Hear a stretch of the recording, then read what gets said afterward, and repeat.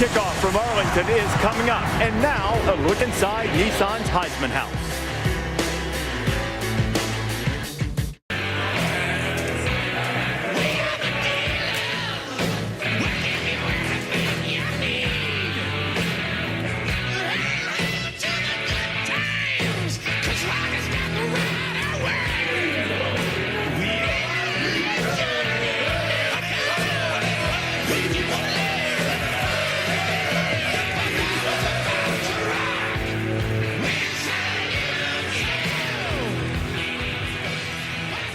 Moments of high anxiety. It's the Nissan pregame rush.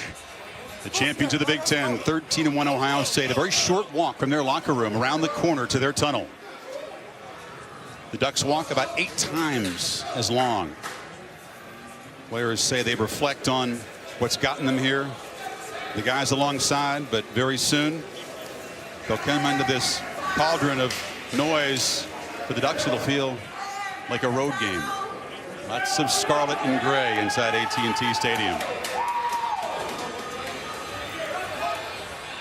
Ohio State technically the road team, wearing their home uniforms with a twist. A tribute to the '68 championship team.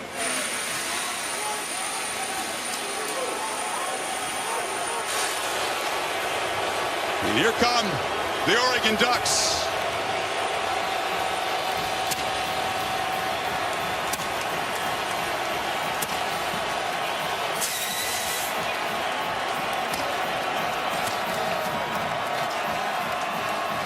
Always fast and fashionable. White top, silver pants, and camo tights. Their fans are known as being loud per capita in Autzen Stadium. But get ready for the roar as the Buckeyes come in here. Perhaps 70% of this place, Ohio State fans.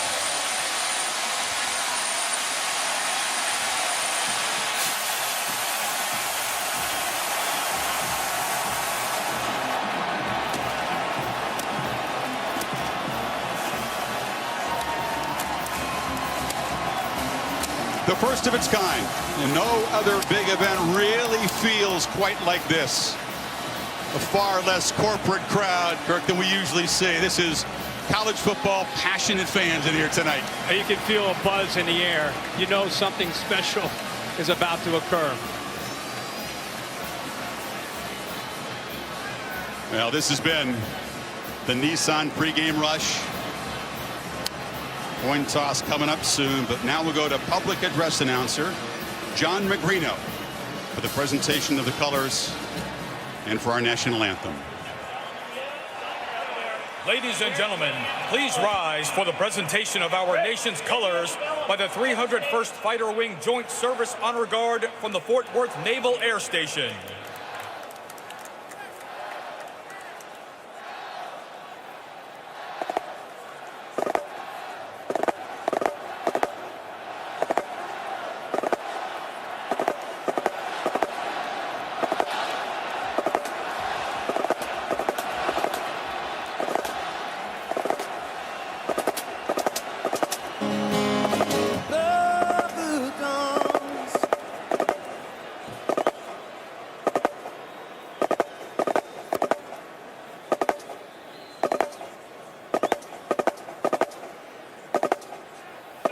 Ladies and gentlemen, please remain standing for our national anthem, performed by 7-time Grammy Award-winning multi-platinum recording artist, Lady Antebellum.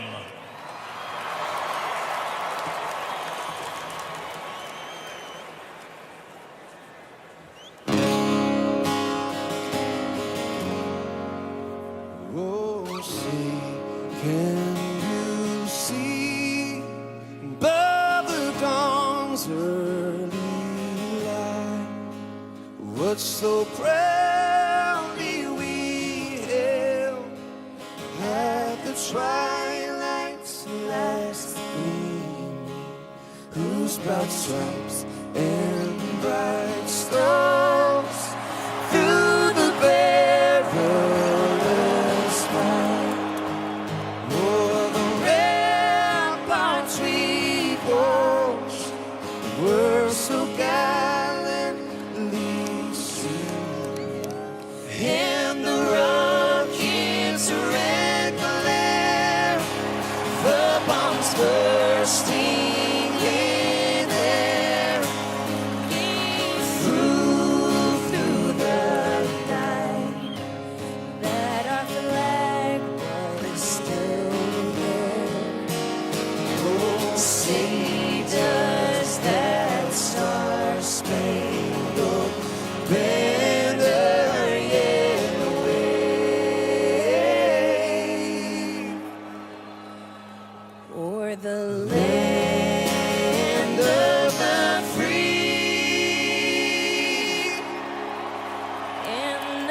home of the parade.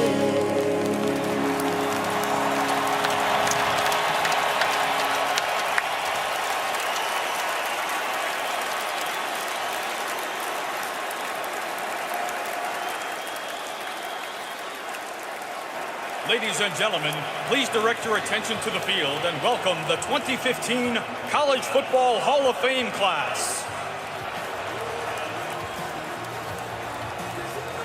Brian Bosworth, Bob Brunig, Tom Gatewood, Bill Snyder, and Jim Tressel. Congratulations to the class of 2015.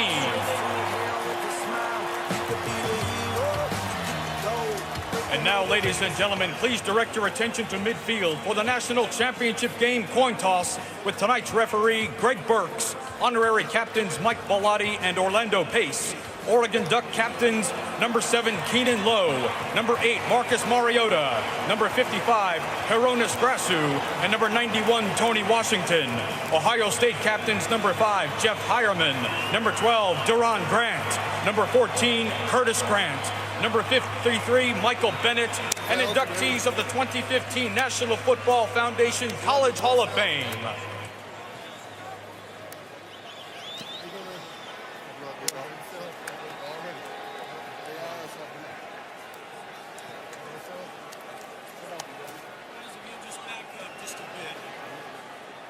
Gentlemen, welcome to the inaugural CFP National Championship game. My name's Greg Burks. I'm your referee this evening. This is Scott Campbell, your umpire. Guys, here's the coin. This side is heads, has the CFP logo. This side is tails, it's the stadium and the year. By virtue of higher seed, Oregon, you'll make the call. Your call, please. He calls heads.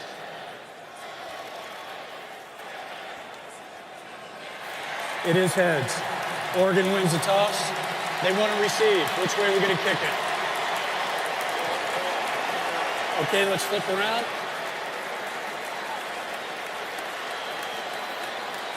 Oregon won the toss. They will receive. Shake hands. Have a great game, guys.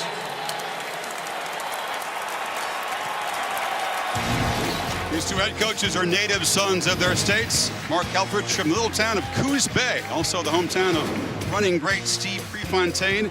Urban Meyer grew up in Ashtabula, Northeast Ohio. Of course, he has the more accomplished resume, 141 wins, the 2 national titles, including Florida over Ohio State. Helfrich was an assistant when the Ducks lost to Auburn in the championship game. And with Mark Helfrich is Heather Cox. Thanks so much, Coach. You talked to your team quite a bit about not playing tight. Easier said than done. What is the key to not letting this moment be too big? Yeah, talk about it, and confront it. And we just talk all the time about our process and the next step. And there's a bunch of stuff going on, but just focusing on what really matters is the key.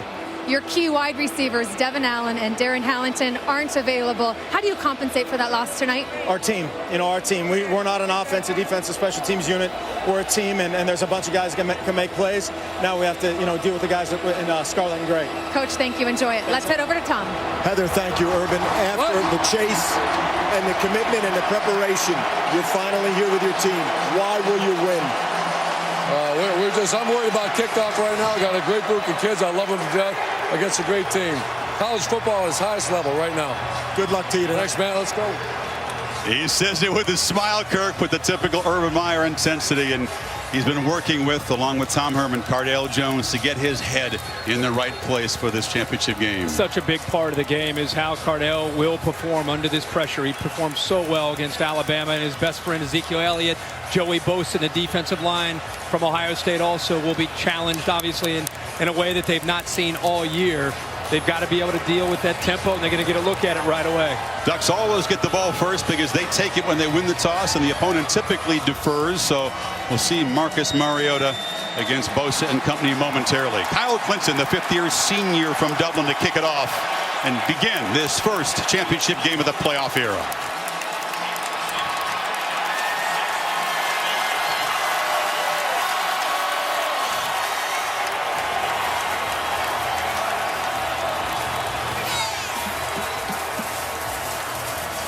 true freshman, Charles Nelson, the lone deep man for the Ducks at his goal line.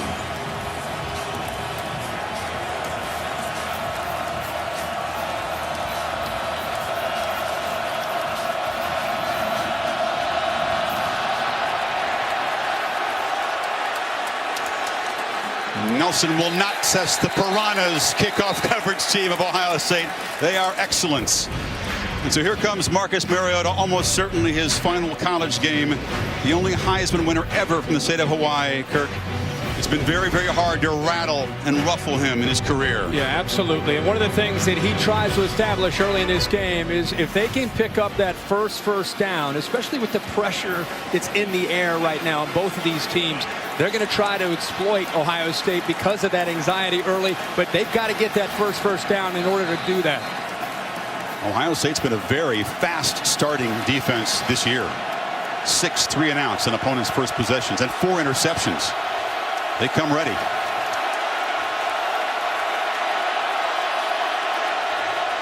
They fake it to Thomas Tyner, throw it near side. Catch made by Byron Marshall, and a nice gain for the Ducks on the first play. Yeah, nice easy throw for Marcus and for the offense. Again, Ohio State, it's a numbers game for them. They're trying to get lined up. How many do they have committed to the run? How many do they have committed to the pass? Second down, another completion and a first down across the 40-yard line. Von Bell on the tackle, but the Ducks quickly move the chains. It's Marshall again. Now they'll really get fast. Yeah, now they'll go faster. Quick play action to freeze the linebackers and safeties. Makes it an easy throw out to the edge.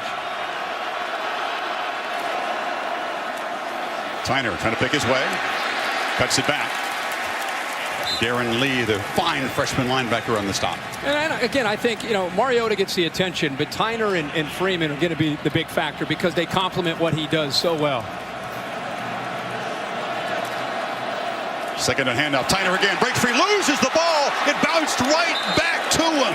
A lucky break for the Ducks, who pick up another first down, but just dodge a fumble. Yeah, the fumble, but look at the hole that he's running through. And I think a defender just, as he's getting blocked there, he just kind of backhanded the ball. I think it was Michael Bennett got a hand on it and knocked it free. But a big hole there for Tyner to run through.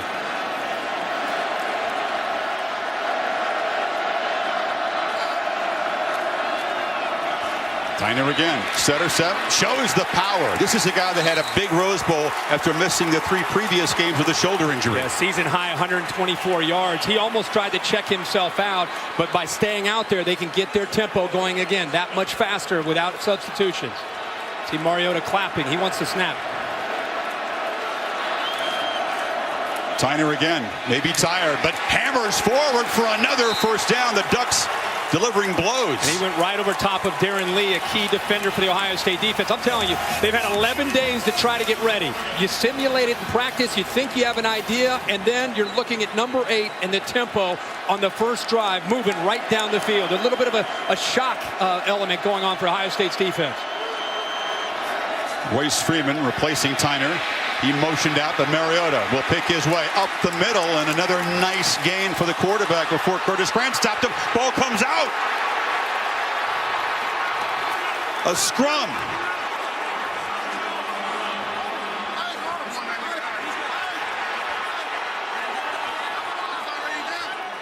Was he down before the ball came out? They ripped that out as he was rolling on the ground. They're still conferring this Big 12 crew. Referee Greg Burke's in charge of it. It looked like as he was going down, he was being tackled there. First down, Ohio State. So it's ruled a fumble on the field. They'll take a look at it. Turnovers, a big key is the knee. Yeah, the knee's down. The left knee is down, and then he comes out. That's a great look at it right there. It was a gray area. The officials turned it and said, you know what, it's Ohio State's ball, but now you leave it up to the booth upstairs to get a good look at it. Clearly, he was down. Oregon will maintain possession. State. Previous play is under further review. It's Jack McDonald, Kirk, the replay official in this Big 12 crew, in charge of looking at it. Yeah, it's the right thing to do on the field. You call it the turnover, give Ohio State the ball. It gives the guys upstairs plenty of time to look at this. See clearly the left knee is down. Mariota took a shot from Bosa in the back as he was being tackled. A big factor in this game will be both these offenses, guys. They're going to move the ball. I mean, both these offenses you would think are going to have success. Turnovers and who scores touchdowns in the red zone will be the big things that are going to determine the outcome of this football game.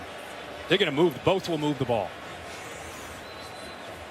We saw Mariota in the Rose Bowl throw just his 3rd interception of the season. We talked about an offense that's run more than 1,000 plays with 10 turnovers. Think about that. It's incredible, especially with what you just saw. How that is a lot of tempo that Ohio State's trying to deal with, and you don't see a lot of mistakes, as you said. Only 10 turnovers on the year. Whether it is luck or just being attentive, they have recovered 12 of their own fumbles this year as well. Mention how you prep for this tempo and then you see it. Yep. And everybody who has faced them, with the exception of maybe Arizona the first time they met, it's in warp speed, and it takes a series or two to adjust and settle in, make adjustments on the sideline. After possession, they have to sort through, assuming the call is overturned, the spot and the time on the clock. Yes. The ball right now being spotted at the 17-yard line, but that was in the event that Ohio State had recovered it.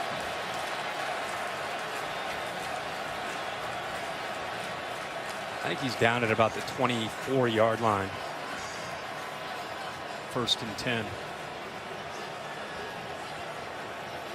Ducks have already moved 44 yards in 7 plays, a minute 44 so far in this opening drive. About half their scoring drives are accomplished within 2.5 minutes. Ducks don't talk about turnovers. The emphasis in Columbus all week has been protect the ball, don't turn it over, because Oregon is so good at creating takeaways themselves. Halfords never really talks about turnovers. No, you can't do that. You talked about how quickly they score. We saw that last week in the Rose Bowl. I mean, look at this. These are their touchdown drives, and look at the time. 3 minutes was the longest touchdown drive that they had. Everything else under 3. After further review, the runner's knee was down. It'll be Oregon ball. 2nd and 4 at the 25. Please set the game clock to 13:24. I apologize. 13:24. 2nd and 4, and that's why it took the time to just make sure that they got the down in the distance and the placement of the ball right. That overturn came as no surprise. The Ducks offense was right there huddled on the field expecting to go back out. So they've recovered one of their own fumbles, another one overturned already in this opening drive. If nothing else, it gave Ohio State's defense a chance to maybe collect their breath and try to make a couple adjustments on the sideline. Remember, it's about the red zone. You're going to move the ball. Do you score touchdowns? They fake it to Freeman, pitch it far side. Catch made, and trying to make a man miss is Nelson, who does have a first down. The Floridian finally stopped by Von Bell, but they'll move the chains. Believe it or not, that's his 3rd option. He had a dive that he came out of because of Joey Bosa coming down.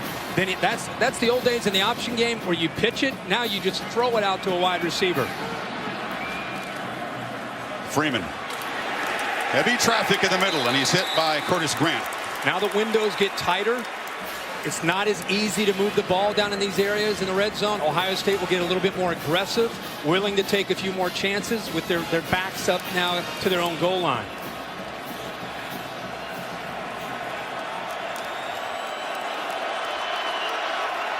Second and 8. They fake it to Nelson. Mariota keeping all the way. Rolls around the right side and lowers the shoulder. Should have a first down inside the 10. Does a nice job following the right guard, Cameron Hunt. And I'll tell you, we know about his speed. That time he just lowered his shoulder to pick up that first down.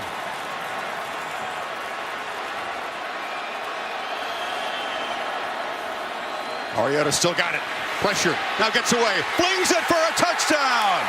Caden Lowe puts the Ducks on top.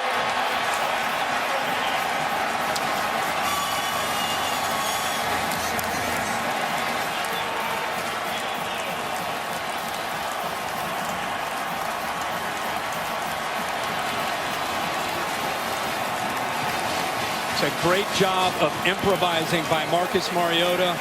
The play that was designed was covered, and Von Bell, the safety, lost his man. Will they go for two? They'll typically do this. Taylor Ailey is the third-string quarterback and the holder. They'll see if the opponent's ready for it. The Buckeyes look ready. Yeah, after last week against Florida State, that's something I'm sure Urban Meyer and his staff got their group ready for. So they come back in to kick the PAT. With their freshman from Portland, Aiden Schneider. Ducks dodge disaster in that opening drive. Kirk could have had 2 turnovers, but instead up 7-0. They go 75 yards. And 11 plays, under 3 minutes, 2:39 to the left. You'll see number 11, Von Bell. He lost his man. He got caught up looking in the backfield. There's a great look at it right there. He's got a man. He's got a cover. He sees Mariota starting to take off. He leaves his man, and Mariota does a great job of locating the open man who's been left by Von Bell and puts the ball in there for the touchdown. Let's take a look at tonight's plan for success, brought to you by Northwestern Mutual. Tonight for Oregon, inside running game to complement Mariota into quick passing strikes. Win the turnover margin. They're the best in the country. They need to get the ball back to Marcus Mariota. For Ohio State, it's Ezekiel Elliott. Take the pressure off of Cardale Jones. And the way Oregon defends, that'll be very important. We already seen it tonight. Ohio State, not just the interior, but on the outside. They've got to do a good job of setting the edge and not letting the running backs of Mariota get outside. They could not force Oregon even into a third down play on that drive. Lowe, his first catch in 3 games, the senior with the touchdown. Matt Logan to boot it away. And the freshman Curtis Samuel takes a knee. So Cardale Jones comes at Kirk already down 7-0. That's what Helfrich was hoping for. Can they confuse this guy? Can they test his patience? Yeah, they want to put pressure on him, and he's obviously coming in with a ton of confidence. Hasn't played a lot of football. Started the Big Ten championship game against Wisconsin. Played well. Played even better last week in the Sugar Bowl against Alabama. He and Ezekiel Elliott will be the key. A combination of the vertical passing game and also the tough inside running and outside running of Elliott.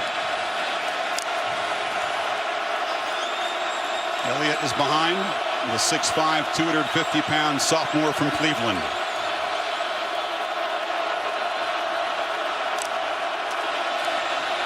They give it to the sophomore from St. Louis in a short gain. Interesting, Oregon's defensive strategy. They basically, coming into this game, they respect Elliott and his powerful running game. This offensive line has improved as much as any unit, arguably in the country. That first snap, they had a lot of white jerseys stacked at that line of scrimmage, begging Ohio State to throw. Elliott's the guy who romped for 230 against Alabama, Sugar Bowl record. Jones, a second down throw. He can run it. And he scoots out of bounds across the 30, just short by about 4 yards of a first down. Good decision, but a little bit of pressure there from Oregon. And if you're watching some of these individual players, watch DeForest Buckner, number 44. He's 6'7", 290. And Eric Armstead, number 9, 6'8", 290. Both the defensive ends, they can match up physically very well with Ohio State, and they have to have a great game. First third down of the game. Elliott motioned out. Jones feels the pressure, escapes, lowers his head and powers for a first down. That's when the 250 pounds come to bear. 6'5", 250. Remember last week against Alabama, he made similar decisions. 4 different times on third down, he did this. He saw coverage downfield, and he had to pick up first downs. Quite a collision there with the middle linebacker, Hardrick, but he overpowers him and picks up the first down. Not the last collision we'll see in the middle of the field tonight between Jones and a linebacker. Oregon dropping 8 into coverage. It's very challenging for an inexperienced quarterback to make those reads. He'll have to run a lot tonight. This is Elliott. Gets about 4. Buckner again on the stop. You know, Oregon has respected what Ohio State has done against Wisconsin and Alabama with the vertical passing game, most notably to Devin Smith, number 9. They want to try to take that away with the style of defense that they play. They want to force Cardale Jones to have patience, make him throw underneath, and then they want to rally to the football, make this young man have to execute the entire field instead of giving up the big play. It's Jalen Marshall who comes in motion near side, catches the pass from Jones, hit immediately, spun around by Tyson Coleman, and knocked down. A heck of a play by Tyson Coleman. Jalen Marshall, one of the better players on the Ohio State roster. when he gets the ball out in space. He has such elusiveness, but Coleman had positioned himself very, very well. And I'm telling you, Oregon can run. This defense is very confident with the way they have played in the last 6 games of the season. Sets up another 3rd down for Jones. This time he needs 7. Ducks rush for Jones. Again, they're spying him, but he gets away from the spy momentarily. Reggie Daniels stops him short of the 1st down. Chris, that's exactly right. That's something that Don Pelham told us that they would do. You'll see him off to the left. He drops out, and then he's going to come back in. He's in there just to spy, just for the 3rd down scramble. You can see the coverage is outstanding. They used the safety Daniels, who's 6'1", 205 pounds. He gets him out in space, brings the big fella down, and now Ohio State punts. One of 30 Aussies who punt in college football, Cameron Johnston, the sophomore, boots it away. And Johnny Lloyd, who was a point guard on the Oregon basketball team, MVP of the Pac-12 tournament. He's played the Sweet 16 in a championship game. That's pretty good for Lloyd. So Mariota and the Ducks up 7, pinned back for their 2nd possession.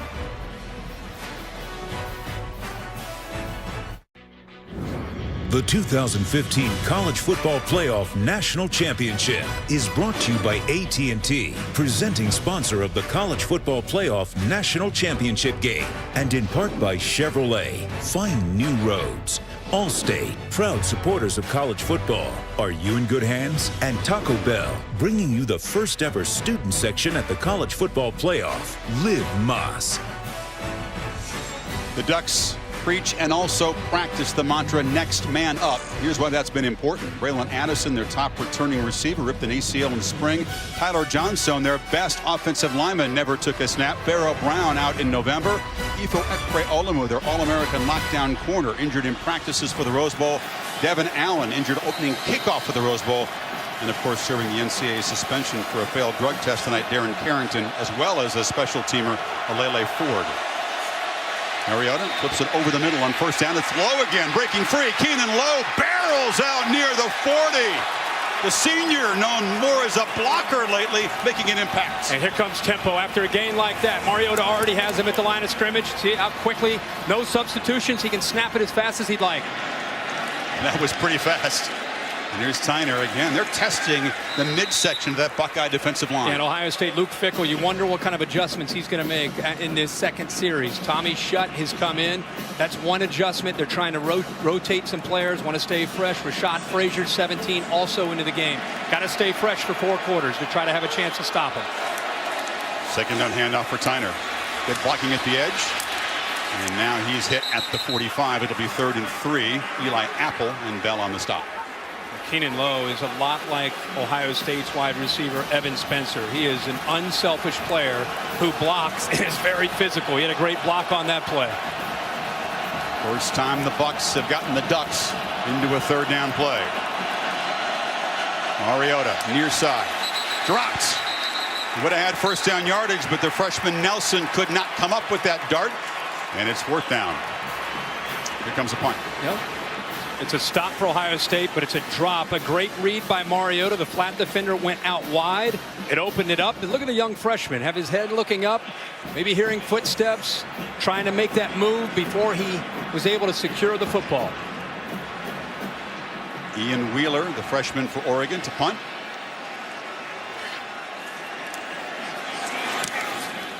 It's Jalen Marshall who let it go. Ducks try to down it.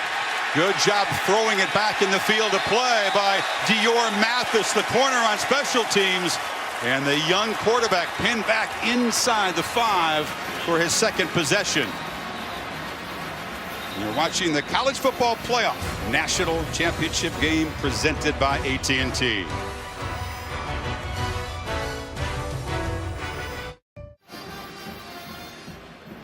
Dior Mathis, Kirk, is a corner, has been in the doghouse, but he makes a big special teams play. College rule, just the ball breaking the plane. That's different than the NFL. It's not the player, it's the football, and that's a heck of a hustle play where Mathis got down there. Jalen Marshall tried to use that decoy where he chased him off. Mathis bit it for a second and then made a great adjustment to be able to down that football.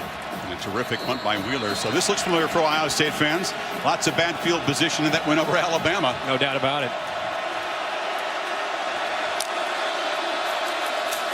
Jones, the safe play, the keeper. They're at him quickly, though. That was Buckner invading the backfield. Yeah, this defense is built to stop the run in the interior. They have 3 down linemen. Those linemen do a good job of eating up blocks, and those linebackers are attacking downhill. You essentially have 5 defenders very, very tight in the interior against Ohio State's defense. They're determined to try to stop Elliott from running into the middle of the Ohio State offense. Jones has thrown 1 pass and won it 4 times. From his end zone. Escapes, barely. And just throws it away. The Ducks' quickness gives offensive lines lots of trouble. Their quickness, whether they're running or Ohio State is trying to throw, they're getting off of blocks. Look at Armstead, number 9. He gets around his guy. He goes right through Elliott. That's a heck of an effort again by Armstead, 6'8", 290 out of Sacramento, California. He and Buckner are the keys up front for the Ducks. It's a big ask for a running back to block a 300-pound lineman. Empty backfield here. 3rd and long inside, deep in your own territory. And motion Elliott in late. Jones shows the big arm and has a first down completion to Corey Smith across the 30. Now that play took a lot of time to develop, and you'll see one Ohio State receiver off to the right clear out Chris Cisse, and it opened up. It's a levels route where you need that receiver to clear out. Watch 12. He's going to clear out and opens up a nice vacancy underneath, and that's where Corey Smith's able to come up with a big catch. 26 yards. You see the strength of Jones' arm. Much bigger arm than Braxton Miller or J.T. Barrett. Rolls on play action. Fires it far side into traffic. Catch made. Jalen Marshall. Well covered by the safety Dargan, but the Buckeyes are moving now. Yeah, now they're trying to attack downfield. That's where their quarterback Cardale Jones feels most comfortable. It's actually pretty good coverage. It's a wheel route from Jalen Marshall. The safety Dargan's right with him, but he didn't turn around to find the football. Marshall did, and he came up with a catch. Back-to-back 26-yard gains.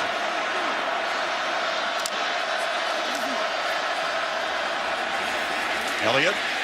It's been tough going with a sophomore in the early going.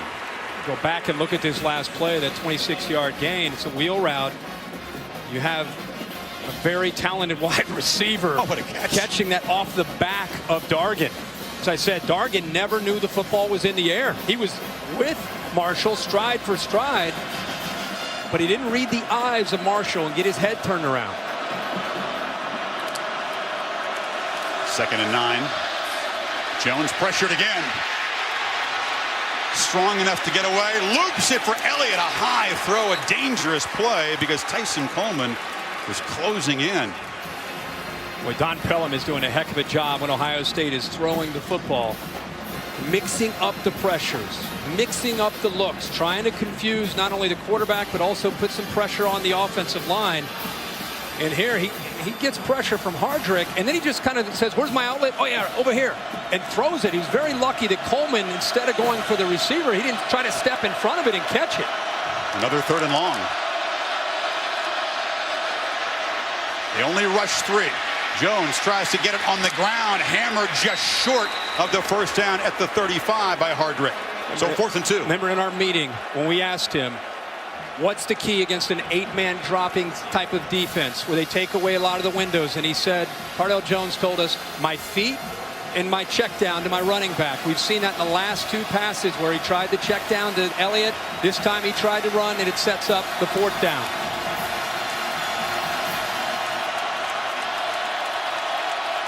About 2.5 yards needed. Pop pass. Marshall fighting for it. It's close. Where's that ball? Right on the yellow line. Looks like Ohio State has converted. Wow, that is really, really close. They're going to bring out the chains to make sure.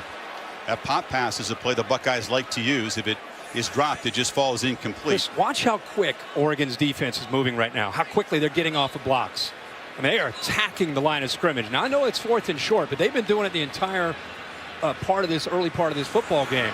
Armstead has been a difference maker, number 9, early in this game.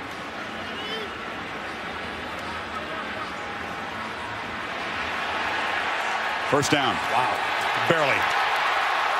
Half the length of the football. And we asked him in that meeting, you get into these 4th downs at 4-down territory when you're about to get to that 30-yard line, 35-yard line, and he said, hey, we're an aggressive team. That's kind of our nature. Both sides unafraid to go for 4th downs. So Ohio State's already moved 64 yards in the shadow of their end zone. It's Curtis Samuel, the true freshman, to the right of Jones now.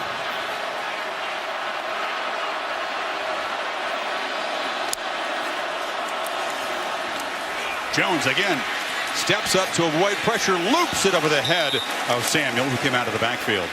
He is not getting much time to think back there. No, not at all. And again, it's because Don Pellin is doing a great job of mixing up looks. He's blitzing, but he's playing zone behind it.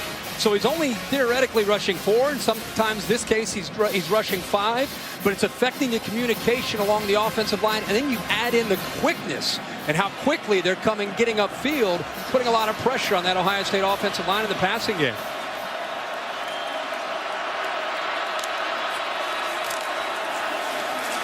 Elliott breaks free. Ezekiel Elliott gets a block and busts to the end zone.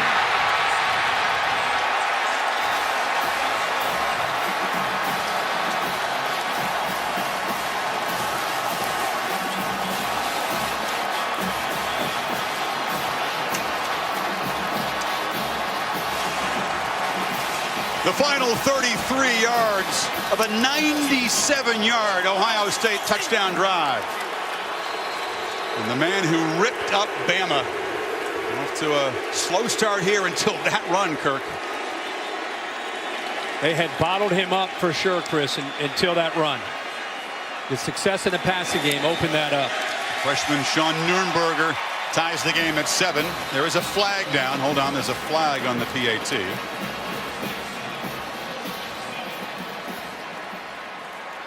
The 2 26-yard plays to get out of Banfield position, the 4th and 2 conversion, and then Elliott's 15th touchdown run this season. Greg Burke's mic breaking it up. They called a hold on Ohio State. I believe he said number 48. They'll re-kick it.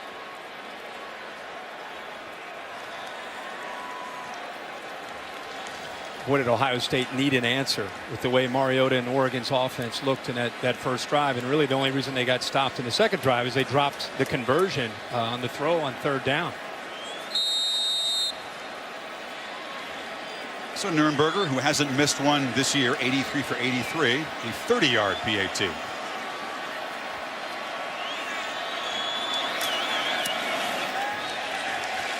It was Jalen Marshall by the nose of a football, prolonging the drive.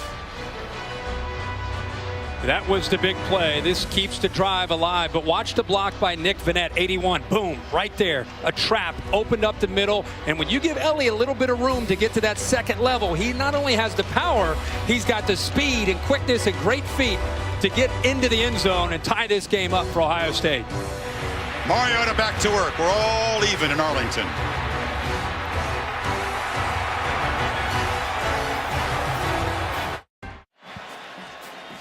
Aerial coverage provided by Goodyear. Whether you're going for it from a few yards out, as Ohio State did, or from miles away, go with a tire with superior performance. Goodyear, more driven. Of course, the nickname Super Mariota, Kirk, obvious, especially for people like you who are fans of the classic 80s video game. You said you were a world champion in this. I really was, yeah.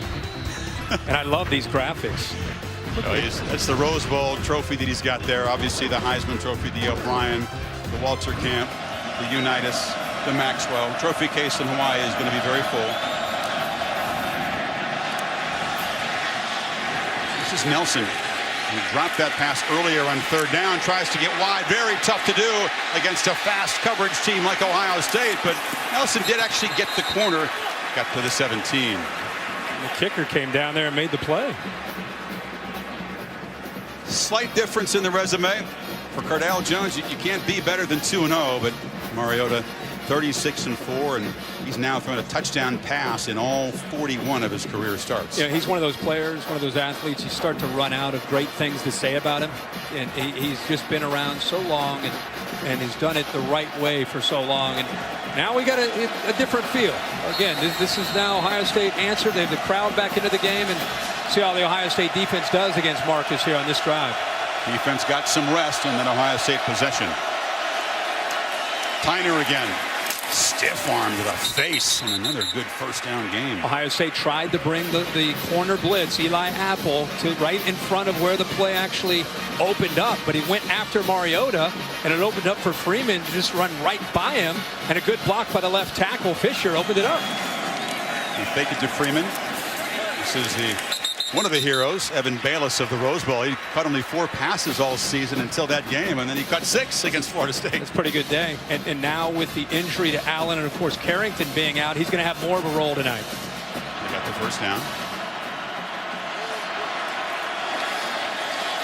Mariota keeps it at the last minute, flipped it to the edge to Bayless, but Tyvis Powell was ready for it. And again, this is his option. So the dive, the dive is taken away. This is his pitch back, the old-fashioned option game, but instead he just throws it down, throws it out to the tight end. In some cases, it'll be a wide receiver. They're just trying to, it's a yin and yang game. Are you too many defenders inside? I'll flip it outside. Are you going to give me the inside? I'll take the inside. It's all about the numbers for Oregon.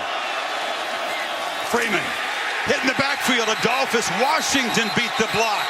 It's the first negative play for Oregon. It'll set up 3rd and long. Luke Fickell's answer is blitz. Raekwon McMillan, the true freshman, comes from the right. You're also going to see Darren Lee, who heads there for the quarterback. Very aggressive on this series from the Ohio State defense, bringing more pressure.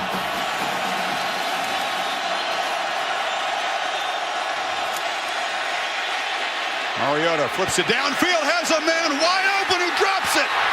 Dwayne Stanford was backpedaling in Ohio State territory. The second 3rd down drop for the Ducks in the quarter. Yeah, and not only that, Adolphus Washington, this is what that tempo can do to you. He's trying to get off the field. If Mario would have snapped the ball quicker, there would have been 12 defenders on the field for Ohio State. But Stanford, who's from Cincinnati, Ohio, high school teammates with Washington, drops a huge play for the Oregon offense. The second drop tonight on 3rd down. So Wheeler again. And Jalen Marshall at his 35. Marshall fields it. Hit immediately. It spins free. Jalen Marshall still running across midfield. Showing the versatility. And he sets up the Buckeyes in plus territory. Young man was a high school quarterback in Middletown, Ohio.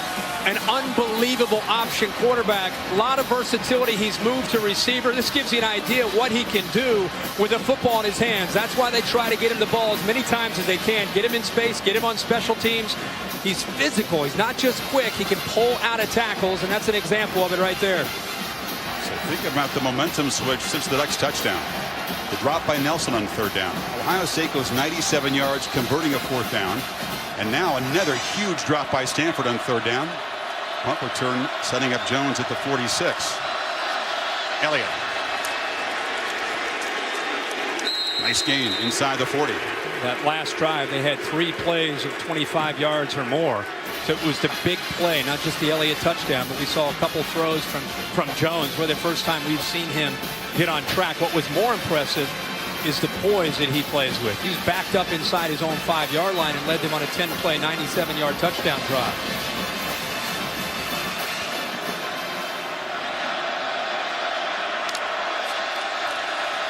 Jones on 2nd and 4, flips it near side to Michael Thomas. And Thomas knocked down, but not before gaining first down yardage at the 33. And Cardale Jones takes a page out of Marcus Mariota. He's got 3-on-2. So he gets out of the run game. This is a tag where he can just throw it out there and rely on one of his skill players to be able to pick up yards after the catch. 3 receivers against 2 defenders because Oregon's crowding that line, worried about Elliott. He recognizes it, flips it out there and picks up a first down.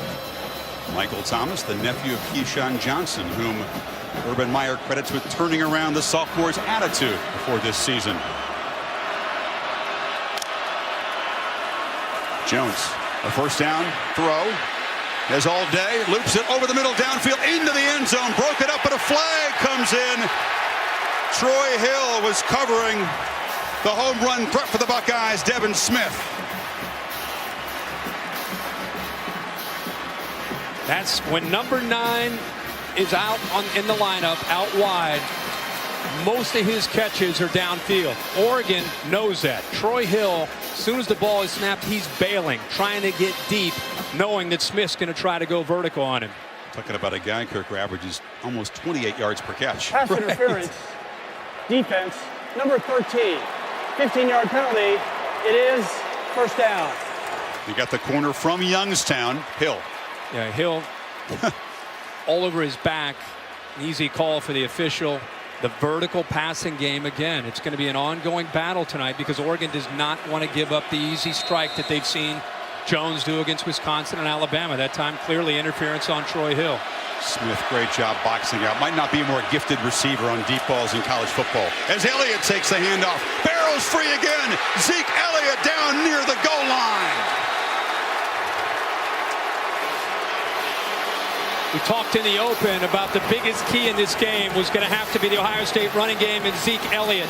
This time he follows a couple of his linemen, Elfine and also Billy Price, and follows them and picks up huge yards.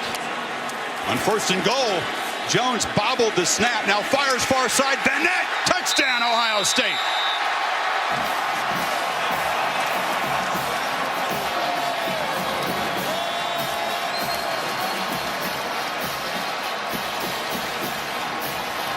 Just the end of this play to make sure he broke the plane. The ball breaks the plane right there. A touchdown and the right call downstairs. Junior from Westerville, Ohio. Vanette's 5th touchdown reception. Jones came close to losing that snap. So eager to get this play off. So Ohio State fell down an early 7-0 hole with a 97-yard drive, followed by a 46-yard 4-play touchdown drive set up by the punt return and keyed by this pass interference call. Yeah, this was big, Chris. That's a great observation. He did kind of use his body to keep Hill away from it. The only way Hill could get there is to go through him, which was the interference. But Zeke Elliott right now is starting to get some traction. 6 carries, 62 yards, such balance and vision and power. And then the touchdown. A little bit of another page out of Oregon's book. Bennett man-to-man, but Daniels gets there late, and there's the arm strength coming into play once again from Jones to get it to Bennett quickly to give him time to get to the corner to get the touchdown. How would the inexperienced quarterback execute in the red zone? It was a big question. So far, so good for Cardale Jones in this offense. And Chris, I think that's the thing that you have to really step back and be in awe of with Cardale Jones. It's not just the numbers that he's putting up. It's very rare. I don't think in my lifetime it's never happened where a guy sits around for 11 or 12 weeks, doesn't take a meaningful snap. He's thrust into a Big Ten championship game, plays well. 3 weeks later, he's playing Alabama and Nick Saban when they have time to get him ready. He plays incredibly well and with such poise for a guy that has not played a lot of football. And again, we're seeing a lot of the similarities from those first 2 games that he's played again tonight. Clemson to boot it away. They'll typically boot it to that left quarter. This one's so deep there'll be no return. So 2 Ducks drops on 3rd down have been massive. Mariota's only 2 incompletions. We call those self-inflicted wounds. Taco Bell student section. Taco Bell in the college football playoff have provided 1,000 student tickets free of charge, so the students can come to Arlington and cheer on their teams. You get those nifty color coordinated scarves as part of the deal. I will say this, being here at AT&T Stadium here in Arlington, you wondered, would it feel like a Super Bowl? Would it feel like a college atmosphere? This definitely feels like a big time event here in the inaugural college football playoff championship. 2-back look. Tyner and Freeman flanking Mariota. This is Tyner. And Tyner near a first down. In fact, they will move the change as we go to Heather. Chris, after the big third down drop, Dwayne Stanford came to the bench, went back to the players' box, basically hid by the water coolers. Mark Helfrich came over immediately, gave him a high five and said, next play. Now go sit with your teammates, and basically shuttled him over, basically led him by the hand over to where the offense is sitting. Now Dwayne Stanford back out on the field and eager for some redemption after this drop. He's wearing 85 to honor Pharaoh Brown, the Ducks tight end who had a Grizzly injury. Evan Bayless is filling in for Pharaoh Brown. We talked about the big Rose Bowl he had, and now Kirk He's down as they look at his right ankle. Yeah, and when he got up, it didn't look good right away. A very, very heavy limp. See, a player rolls up on him. Right away, he goes down.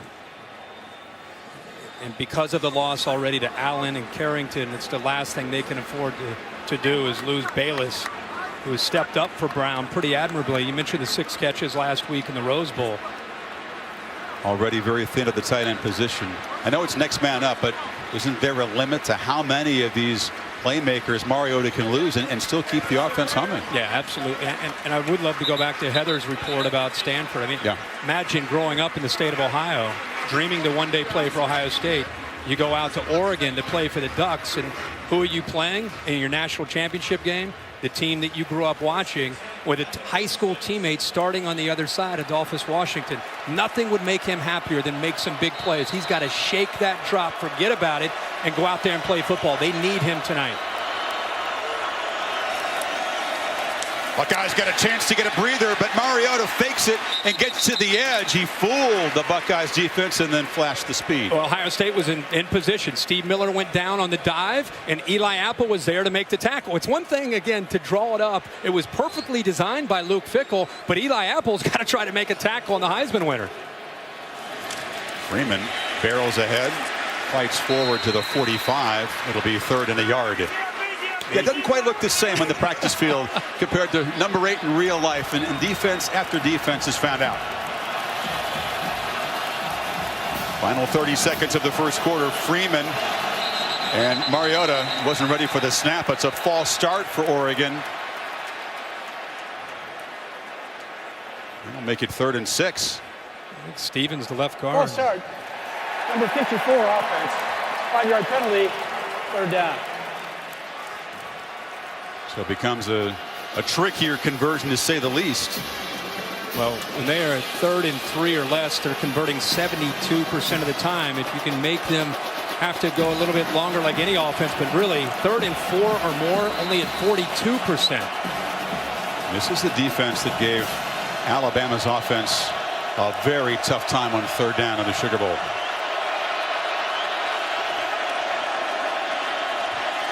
Mariota has protection, throws into traffic, and it's incomplete.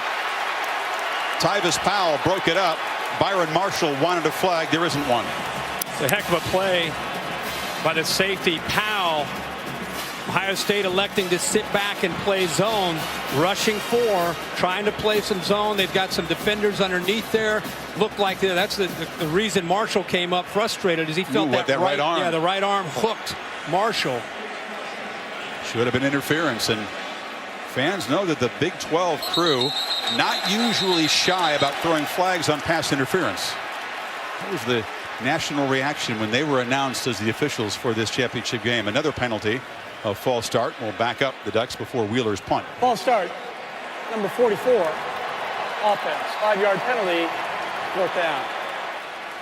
Yeah, Mark Helfrich agrees. He thought without a question, throw the flag. Yeah, he's frustrated. It's a big 3rd down for Oregon. Again on 3rd down for the Ducks, Kirk, 2 drops, one by Nelson, one by Stanford, and that non-call. Marshall, a nice return last time, takes it at the 25, gets the edge again, and tight ropes along the far sideline. Ohio State wanted a late hit flag, and they won't get one. So 9 seconds to go in the first quarter. Friday, an NBA doubleheader on ESPN. Warriors Thunder at 8 Eastern. And then LeBron, huge Ohio State fan. And the Cavs against the Clippers at 10:30. Coverage begins at 7:30 with NBA Countdown Friday. Nobody is a bigger fan than LeBron of Ohio State. He loves the Buckeyes. Could have played football at Ohio State if he wanted to. I covered him when he was in high school, and obviously a tremendous athlete. But yeah, he could have done about whatever he wanted to do in high school, even on the football field.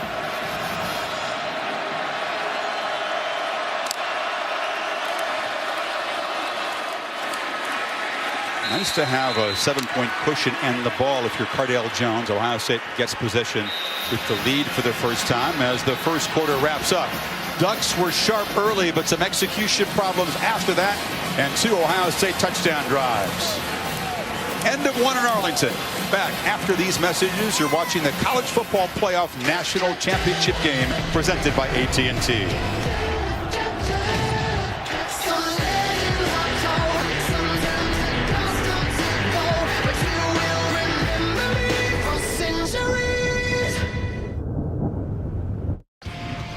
Well, no team's ever gone through something like Ohio State has this year at the quarterback position.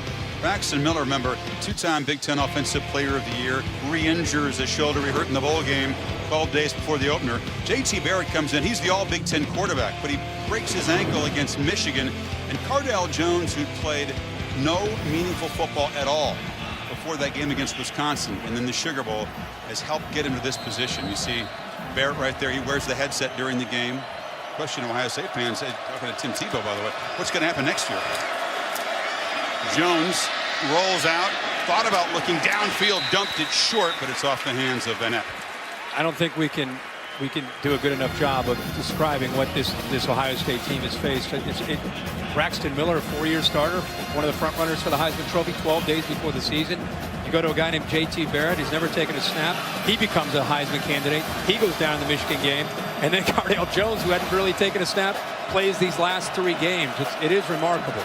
Barrett gets his cast off this week. He's a native Texan, deprived of a chance to play in his home state by that injury against Michigan. 3rd down. Jones again has space and motors into Ducks territory for a 1st down. Boy, he recognized this and he took it. He was able to break contain. They did not do a good job of keeping him in the pocket. Instead of just kind of easing his way outside of the pocket, he sees it and he knows it's 3rd and 7. This is again the awareness, the recognition for an inexperienced quarterback, picks up the 1st down. Got 17 on 3rd and 9. Now Kirk gets the Ducks defense. It's reeling a bit, looking a bit confused and frustrated. Go far side. Michael Thomas breaks a tackle. Slammed down at the 40, but he got 5. Again, I think that's the thing that has really stood out to me about Cardale Jones is not just the big arm, but how he executes. How he's executing. Typically, when you see an inexperienced quarterback, the game's moving really fast, and you're trying to catch up to the game. This game isn't moving fast at all. He's recognizing things, making the right checks.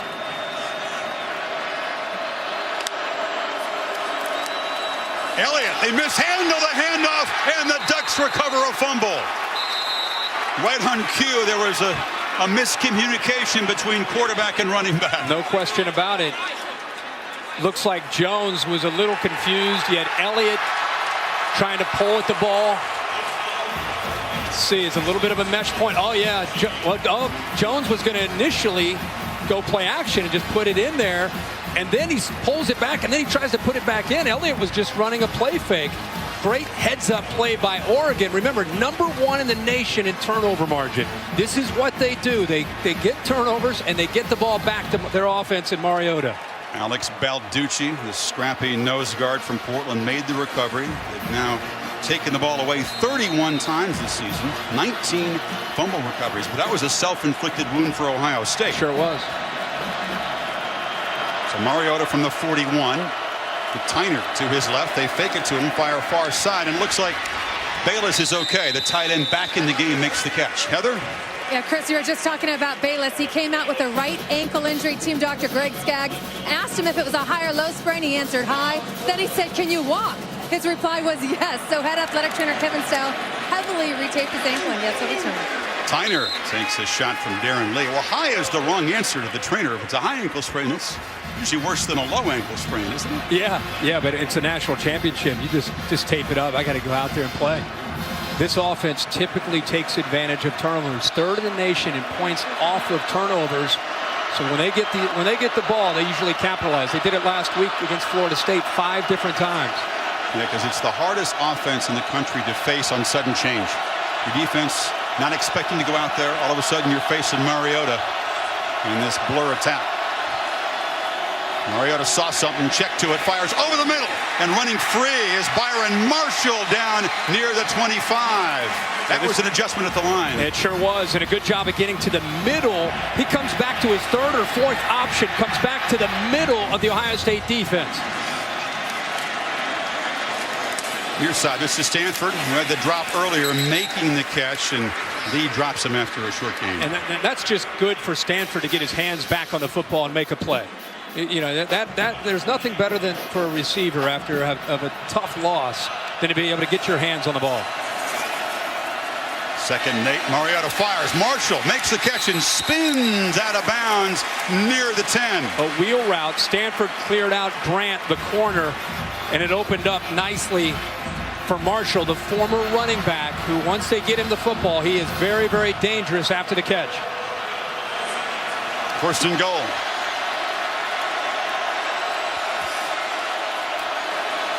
You fake it to Tyner, fire it near side. Bayless is hit immediately after a short gain. Powell on the stop. Last time Mariota moved them into the red zone is such a pivotal part of this game for both teams. They didn't have any problem at all executing and coming up with a touchdown.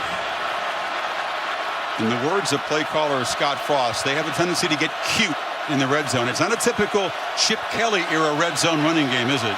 No, it's not.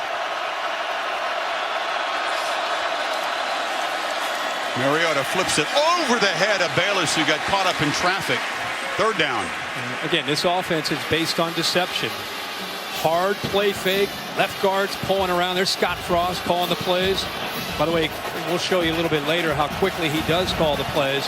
But that was another typical Oregon. Hard play fake, left guard pulling around to make the linebackers and safeties think that it's a run.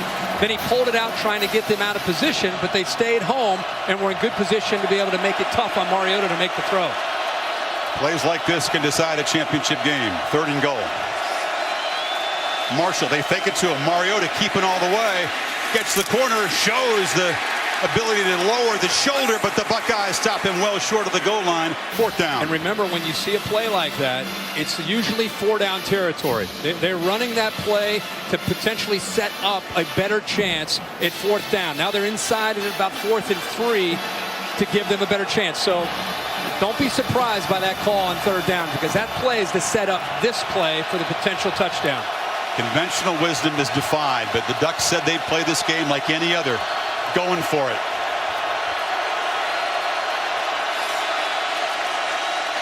Handoff, Tyner, not going to get there. Tyvis Powell, the safety, who secured the victory a week ago against Alabama in the Sugar Bowl on that last play, that last Hail Mary, came in a hurry along with the middle linebacker Curtis Grant. The flag comes down in the scrum after the play. And Buckeye is down in the end zone. Talking about a team, Kirk, that's converted 17 times on fourth down this year. That was the biggest fourth down attempt, and the Buckeyes stop them. It was Cameron Hunt and Michael Bennett got tangled up. It was ugly. The runner was short of the goal line. It'll be first down, Ohio State. After the play, personal foul, number 53, Ohio State. Penalty to be enforced half the distance to the goal. Timeout. That's Bennett. Half the distance is about 4 inches. They'll review whether or not Tyner got there, but I don't think so. Yeah, you could see. I mean, what a heck of a job by Ohio State's defense. Tyvis Powell and Curtis Grant. And afterwards, some fisticuffs after the play is dead. Helfrich passes on 3 and comes away with nothing. That's Cameron Hunt. Kirk, you want to know what it's like at the bottom of a pile? Well, you know what it's like. Yeah. Big guys going at it. Here's Bennett right there with his head pinned to the end zone. He got flagged. He did. He's got a hold of the face mask. This is where the flag came in. The umpire's trying to tell him to let go of the face mask. Let go of the face mask. let go of it. And after he doesn't let go of it, he reaches in, and that's where he pulls the flag out. But he'd already been hit upside the face by Hunt. Right, well, he got pinned. Yeah, he got pinned. So Cardale Jones under center, the ball about a foot from the goal line, and he's able to sneak it out a couple yards.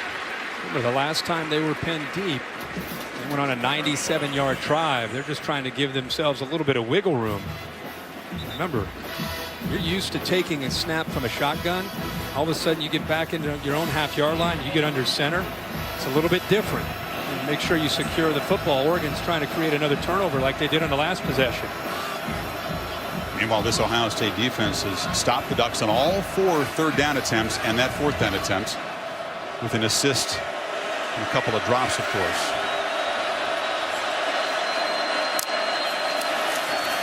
Second down, handoff. Elliott again busting free. Cuts it back up the middle, dragged down near the 30, and the Buckeyes again escape their own goal line. Chris, it's the exact same play that he scored a touchdown on. Watch Vanette. Boom, that block right there. A good block by Pat Elfine on the play side, on the right side, opened it up, but it's Vanette again. This time he takes out DeForest Buckner, and a good job by the right side of the offensive line. Elfine and also Darrell Baldwin opened that up for Ezekiel Elliott. Elliott's first 4 carries netted almost nothing. His last 4, where he's already near 100 yards. First down, play action. Jones delivers far side. Catch is made again by Vanette, the tight end. You like the call by Helfrich to pass on the short field goal and go for the touchdown? I like the call because it's who they are. From August 31 to this game, going back the last 7 years, it's in their DNA. And I know that we asked him in the meeting, it's a championship game, do you go for it? He's like, hey, we do what we do. So if you don't go for it, he told us, your kids start to maybe panic and think you're treating the game differently. Elliott and Buckner collide, and the running back wins that battle, spinning for a first down. But when you do go for it that deep, you hope that your defense gets a 3 and out to give you the football in great field position. Right now, the Ohio State offensive line beginning to assert itself, and Zeke Elliott, as you're seeing, starting to get into a little bit of rhythm himself. Buckeyes already with 132 rushing yards. Elliott out, and Curtis Samuel, the freshman, is in.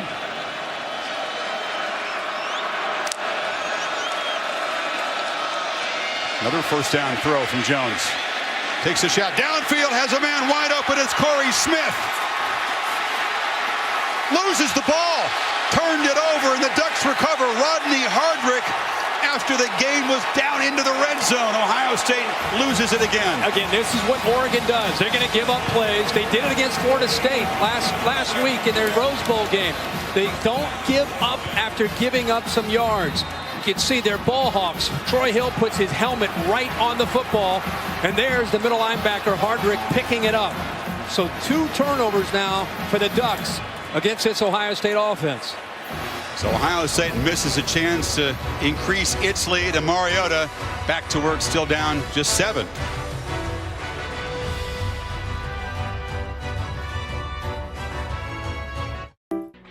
The 2015 College Football Playoff National Championship is brought to you by Dr. Pepper.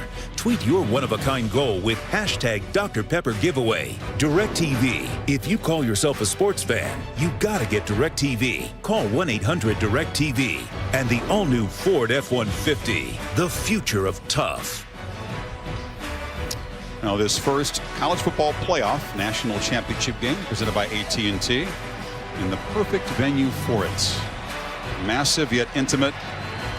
Energy tremendous in here. Lots of Ohio State fans disappointed with that fumble on back-to-back possessions in Oregon territory, Kirk. So Mariota from the 9-yard line gives it to Freeman. Muscled down by Joshua Perry, the junior from Ohio. Sorry, man. Ohio State in the game against Alabama, you remember they started to put up some yards, but they weren't putting up points. They weren't executing and finishing drives. You can see already 258 yards of offense. The tempo doesn't work if you're stuffing the running game, and Oregon's going to be forced into another 3rd and medium here. Haven't converted one tonight, Kirk. And that's the big key coming in. It's not just about Marcus Mariota. It's holding up against the interior in their running game. Joey Bosa that time slid underneath and made a heck of a play there on 2nd down. This place is loud on 3rd and 5.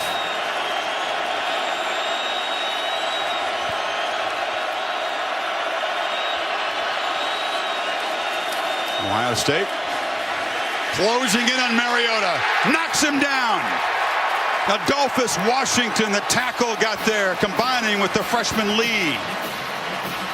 This is where Ohio State's defense has changed the most from last year to this year. So creative now on 3rd down. Washington beats his man and gets around the freshman.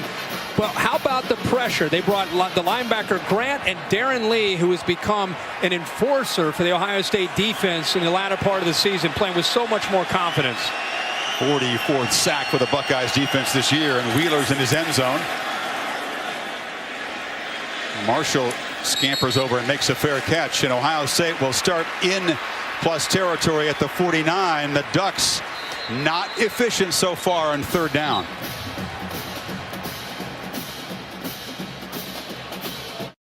Well, we knew he would be a big key in this game, and tonight's Capital One pivotal performance is not just Elliott, but the offensive line. The tight end Vanette, nice trap block. The center Bourne gets up to the linebacker, and look at Elliott pull away from the safety, and then there's the acceleration to take it into the end zone. And then when they were pinned back deep in their own territory, came back with the same play. Vanette on that trap block against Buckner, and there you can see the play side. The right side does a good job of opening up a running lane, and there's Elliott. When you give him some room running downhill, he is a handful for any defense to deal with. And the Ducks, kings of cashing takeaways into points, get nothing from those back-to-back fumbles for Ohio State. Jones now backpedaling. Chased by Buckner, and just throws it away. Well, Oregon recognized empty and brought pressure. That's a check from that Oregon defense and Don Pelham. It's a big man chasing a big man, too. Eventually, those two are going to meet tonight at some point, because you're right. Buckner at 6'7", 290, and Jones at 6'5", 250. That's a heck of a collision. But a good adjustment there by Oregon late. Empty, only 5 in to block, and they brought pressure. Marshall motions in. They hand it to him, but the Ducks invade the backfield, drop him for a 2-yard loss. Danny Mattingly, who's a backup linebacker, helped make the play. You're right. Mattingly does a good job of shooting through here. He's going to come right here, and he's going to come downhill. Doesn't hesitate at all. Sees it, reads the keys, shoots through that offensive line. Elliott didn't have a chance on that play. So it's the Ducks defense turn to try to rise up and negate good field position for the Buckeyes, who need 12 on this 3rd down.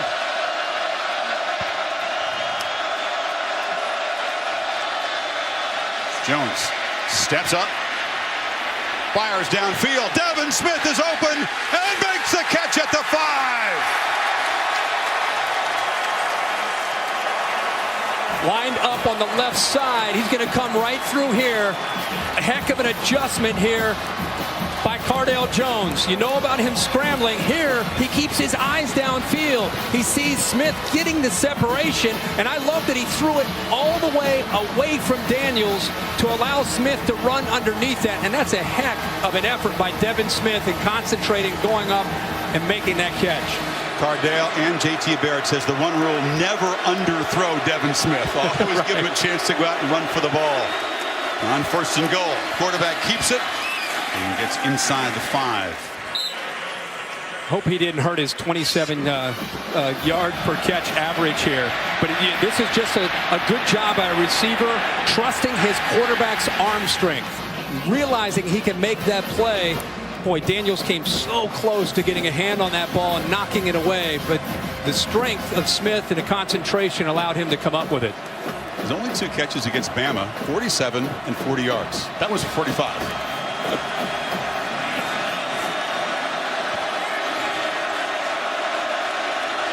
2nd and goal.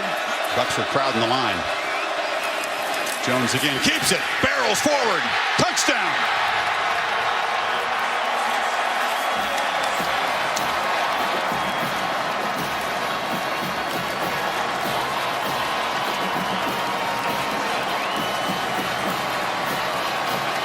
Let's make sure he got across. He follows Zeke Elliott. Yeah, he extended before the knee touch. That's a touchdown.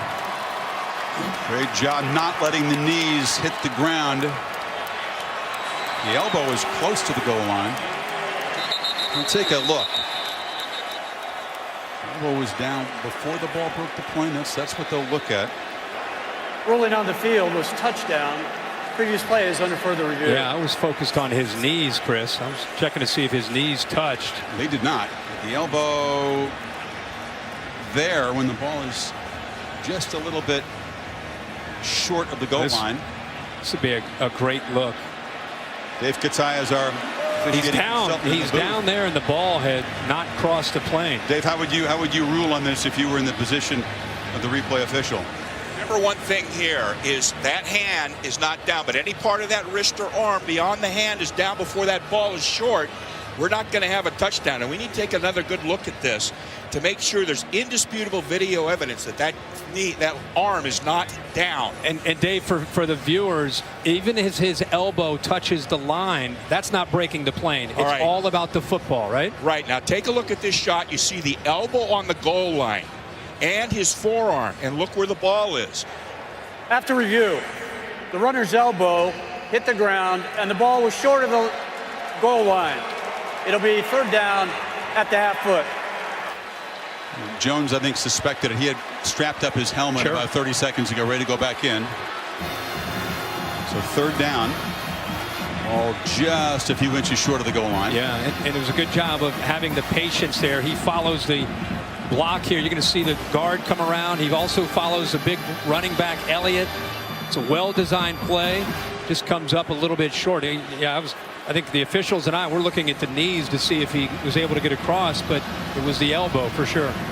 You get a bet against the quarterback keeper here. Let the 250-pounder go 6'5", 250. That's a pretty good call. Under center. Sneak. Second effort. Spins into the end zone. And Cardale Jones has given the Buckeyes a 2-touchdown lead. Oregon stopped him initially. I think they knew obviously what was coming, and initially he stopped. But the spin and then that second effort gets him in there for the touchdown. Ohio State surviving fumbles on their two previous drives. Drives 49 yards in 6 plays. And the Ducks, after scoring first, the kings of the quick scoring runs, watch the Buckeyes put up 21 straight. You got to go back to the play. The big throw by Jones on the move, throwing that ball downfield away from the defender Daniels. A heck of a catch to set up this touchdown. They came back on third down. It didn't count on the second down, but this time Jones takes it in for the touchdown.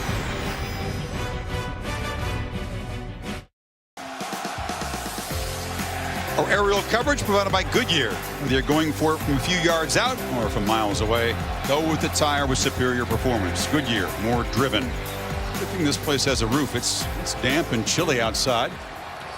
Comfortable inside, especially for the folks in scarlet and gray. Touchdown drive puts the Ducks at their biggest deficit of the season. And with Ohio State getting the football to begin the second half, a fairly crucial 4:49 to go in the second quarter, Kurt. It's a big drive. Big drive for Mariota to try to get back to having that rhythm and that tempo that we saw in that first drive. Buckeyes will typically only play on the left half of the field when they kick it off. And once again, a touchback. Now, this Oregon offense has struggled at times. They've hurt themselves with some drops on some pivotal third downs. But Ohio State, the last few series, they've gotten a different effort, different penetration from the defensive line and the linebackers, playing much better. We'll see if Mariota, remember they need that first down to try to light that fuse, to try to get their tempo going. But the battle up front, which we knew coming in, would be pivotal, and Ohio State constantly rotating bodies. That second group of Frazier, Shutt, Munger, and Lewis coming in from time to time to spot Miller, Bennett, Washington, and Bosa.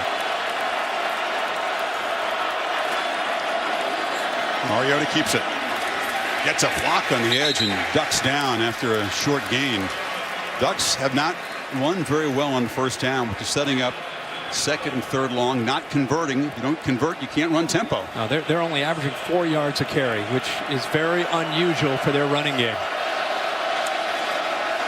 Mariota flushed again. Flips it. Far side. Catch made. Marshall forced out. The flag is down. Back where the quarterback was being pursued. You think holding in that area. Looked like the right tackle, Crosby. Number 75 offense. 10-yard penalty. Repeat second down. You call it on the senior Jake Fisher. So earlier it was a pass interference call, but that's a good one, and now a holding penalty disrupts this potential drive. I mean, these are things they just can't have when they play against an athletic team that can be physical up front. There's the hold right there by Fisher. The right tackle, Crosby, had one as well, but they're going to go on the left side. It was a good job by Mariota. The play was well covered to his right. He kept the play alive and eventually found Marshall, but again, another mistake for this Oregon offense. Second and 18. Buckeye fans on their feet and hollering. Pump fake. And it's a catch and a low throw by Marshall. It'll be third and long again. And again, they're bringing pressure. They're trying to free up Joey Bosa one-on-one, and by bringing Darren Lee, look at Bosa to the inside of that. He gets a one-on-one matchup. So again, not Lee didn't get there, but they got pressure. Mariota on third down, over the middle, and a catch made, a tough one by Dwayne Stanford. Little piece of redemption for the earlier drop, a big conversion to the 46. And he does a great job of settling down there and making a heroic catch after the drop that he had earlier. Got 28 on that 11, and they're playing quickly. This is Tyner muscling forward. Remember this play, if the Ducks get back in it. He settles down in the zone and then goes up in the air knowing that a safety is going to lower the boom, holds on to the ball. Great job by Dwayne Stanford. And now the challenge, Kirk. 12 seconds after the big gain, they snapped the first down play. Ohio State thought they had him stopped. Mariota over the middle, Marshall again. And he got away from Perry, the linebacker, inside the 30. You take that matchup all day. Marshall, former running back, lined up against Perry. One-on-one coverage. 250-pound linebacker can't stay with Marshall in space. Here comes the blur speed. And Mariota takes off. The Buckeyes got plenty of team speed on defense, too. Von Bell joined. They gave chase, and now some jawing between the Buckeyes and Mariota on that sideline. Darren Lee is coming on almost every play. 43. They bring him again. This time he gets outside of it. But Chris, you mentioned, how about Raekwon McMillan, the middle linebacker, 240 pounds, chasing him along with Von Bell. That is a fast-moving young 240-pounder. Future superstar. Five-star recruit out of Georgia. It's Freeman. They fake it to him. Mariota on the keeper. They were ready for him, and they force him on the boundary. And Eli Apple, it's third and long again. That was a bad read by Mariota. They were reading Michael Bennett. Bennett acted like he was going to go at the back, but then went to Mariota, and then Bosa was there as well to help out with Eli Apple. You got 2 plays to get these 9 yards. Helfrich for sure will go for it if they can't make it on third down. See the fatigue there, Chris. They're constantly rotating bodies up front on the defensive line, playing more tonight than they played all year.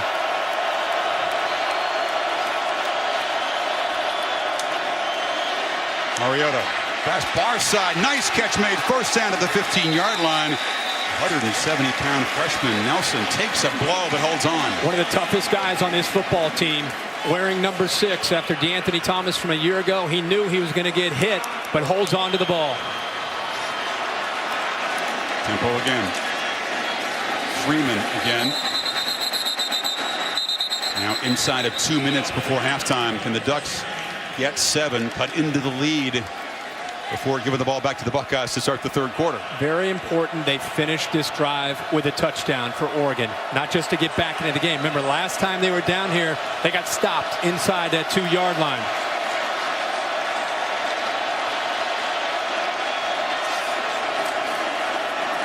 Freeman picks his way inside the 10. It'll be third down. That is a heck of a battle going on in the inside between the Oregon offensive line, the interior of the Ohio State defensive line, and those linebackers. It's going to be a long 4 quarters for that group. Again, you'd figure 2 plays to get the 4 yards? I would, yeah.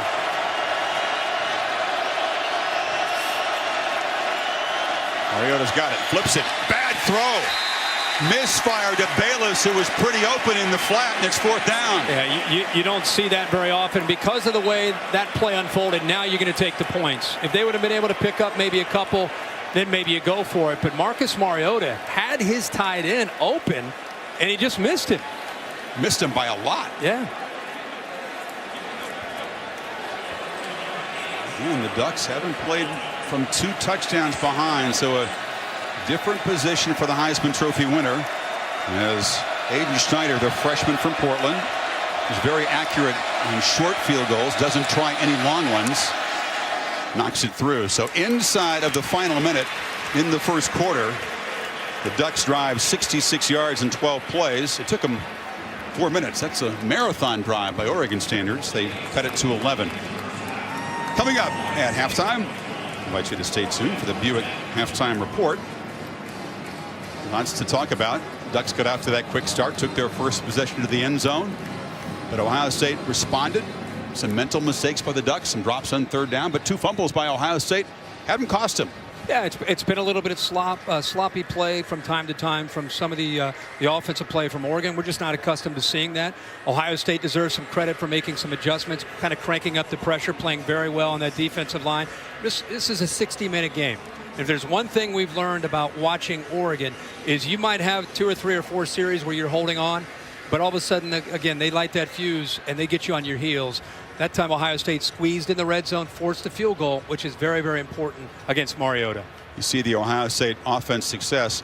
What can Don Pelham's Oregon defense do in the second half? They've caused 2 fumbles, but haven't stopped Cardale Jones and Elliott and company. Well, it's a dangerous combination. You think about it. You got to worry about the physicality of Elliott in the running game.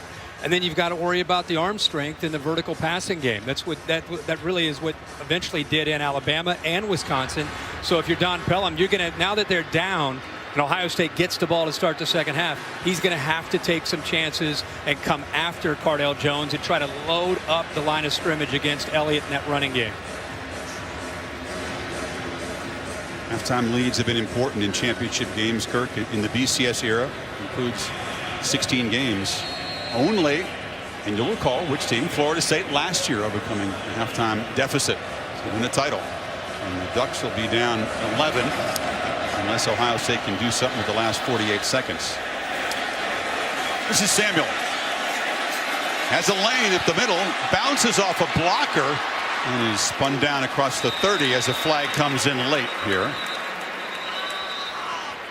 Thrown by the side judge from a long way away.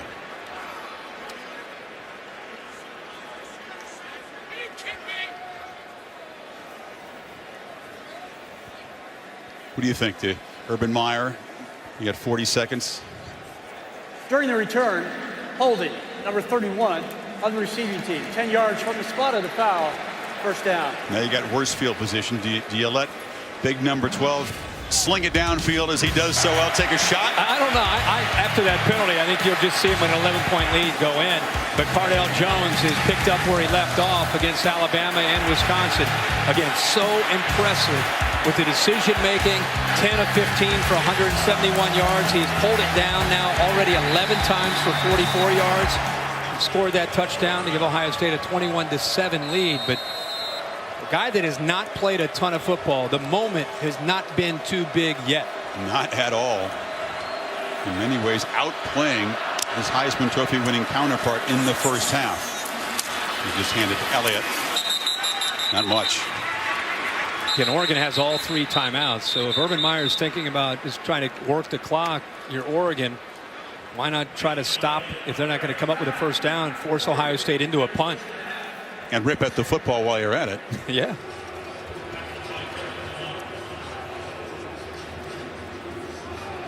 Talked about Cardale Jones and virtual unknown outside of Columbus going in there against the Badgers. It was a comprehensive beatdown in the Big Ten championship game, and then in the Sugar Bowl when they were underdogs against Alabama. How is this young guy going to fare against Saban's defense? Very, very well. And as it turns out, Chris, I think the combination of Zeke Elliott and Cardale Jones with his group of wide receivers, I think America was shocked to see the athletic ability on the perimeter of the Ohio State offense in the game against Alabama. But Zeke Elliott had 220 yards against Wisconsin and 230 against Alabama. Barrett, a tremendous passer, but Saban mentioned after the Sugar Bowl that Jones' arm strength, the deep ball, is an actual added dimension to this offense the last 3 games. Well, you got to keep your safeties back. When you do that, Zeke Elliott runs the football. He's running it again, and he's knocked down again, and the Ducks will stop the clock with 26 seconds before halftime.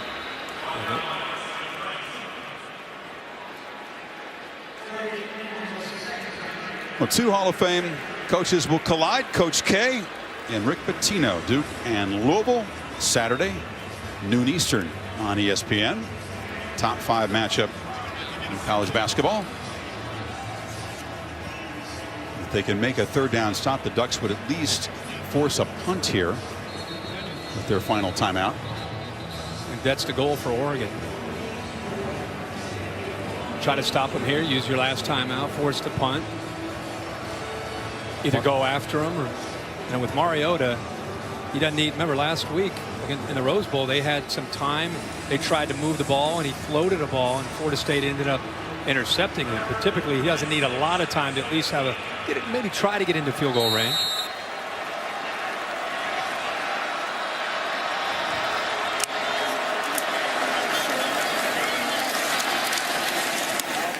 And that is a run short of the marker, so Oregon can stop it one last time with 20 seconds to go and force an Ohio State punt. Right now we're sitting on the same halftime score a year ago. It was Auburn over Florida State before Winston and the Noles caught fire, and that scoring flurry in the 4th quarter. Again, this one is far from over. Very often the Ducks will tell you, and Mark Helfrich says he sometimes knows after a few series how the game's going to go for his offense. After the first series, things look good, but now you'd have to believe there's some concern. Oregon players sometimes will remind the guys on the other side going off to halftime, hey fellas, 4-quarter game, get ready. But I don't know if they can say that tonight. Ohio State's defense has been strong, and they've been rotating guys. And this offense isn't built to get behind and being obvious passing situations. They've got to stick to their game plan of running the football. Johnston with Australian fans watching live on a Tuesday afternoon. He told me 6 Buckeye games were shown down there in Australia live. Yeah. You're heading that way soon. Very soon. Celebrating its 10th year, sponsoring the Good Hand Field Goal Nets. Allstate makes contributions to participating universities' general scholarship funds for each field goal and extra point kicked. Since 2005, Allstate has contributed more than $3.8 million in scholarship funds. So 32-yard line, 68 yards away, no timeouts in 14 seconds. They use the timeouts to perhaps get this chance at a big play. The longest field goal this year is 42 yards. So that tells you they've got a lot of work to do to try to get in the range.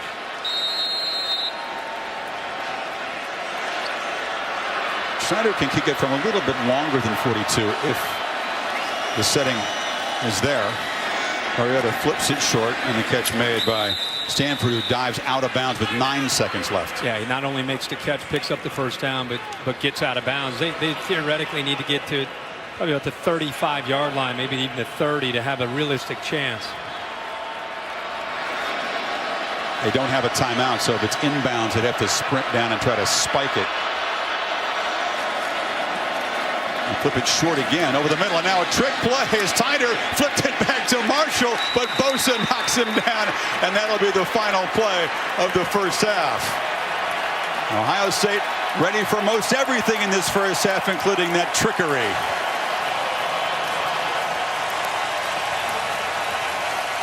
The majority of fans in here in scarlet and gray on their feet and roaring. Ohio State up 11 at halftime, and they will get the football to begin the second half.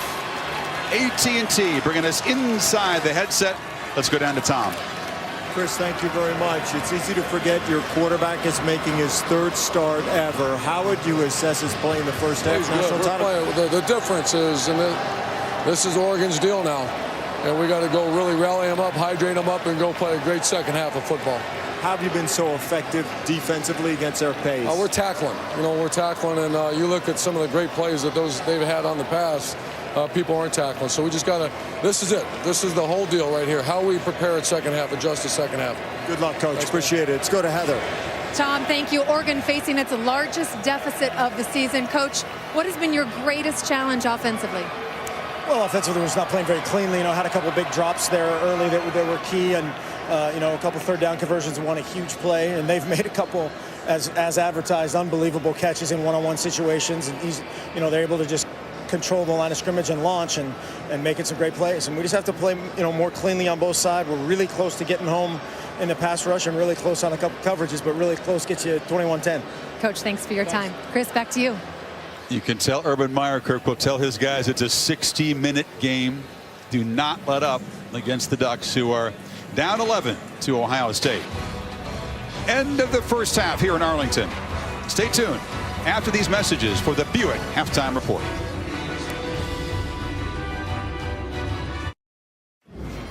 Welcome back to the College Football Playoff National Championship game, presented by AT&T.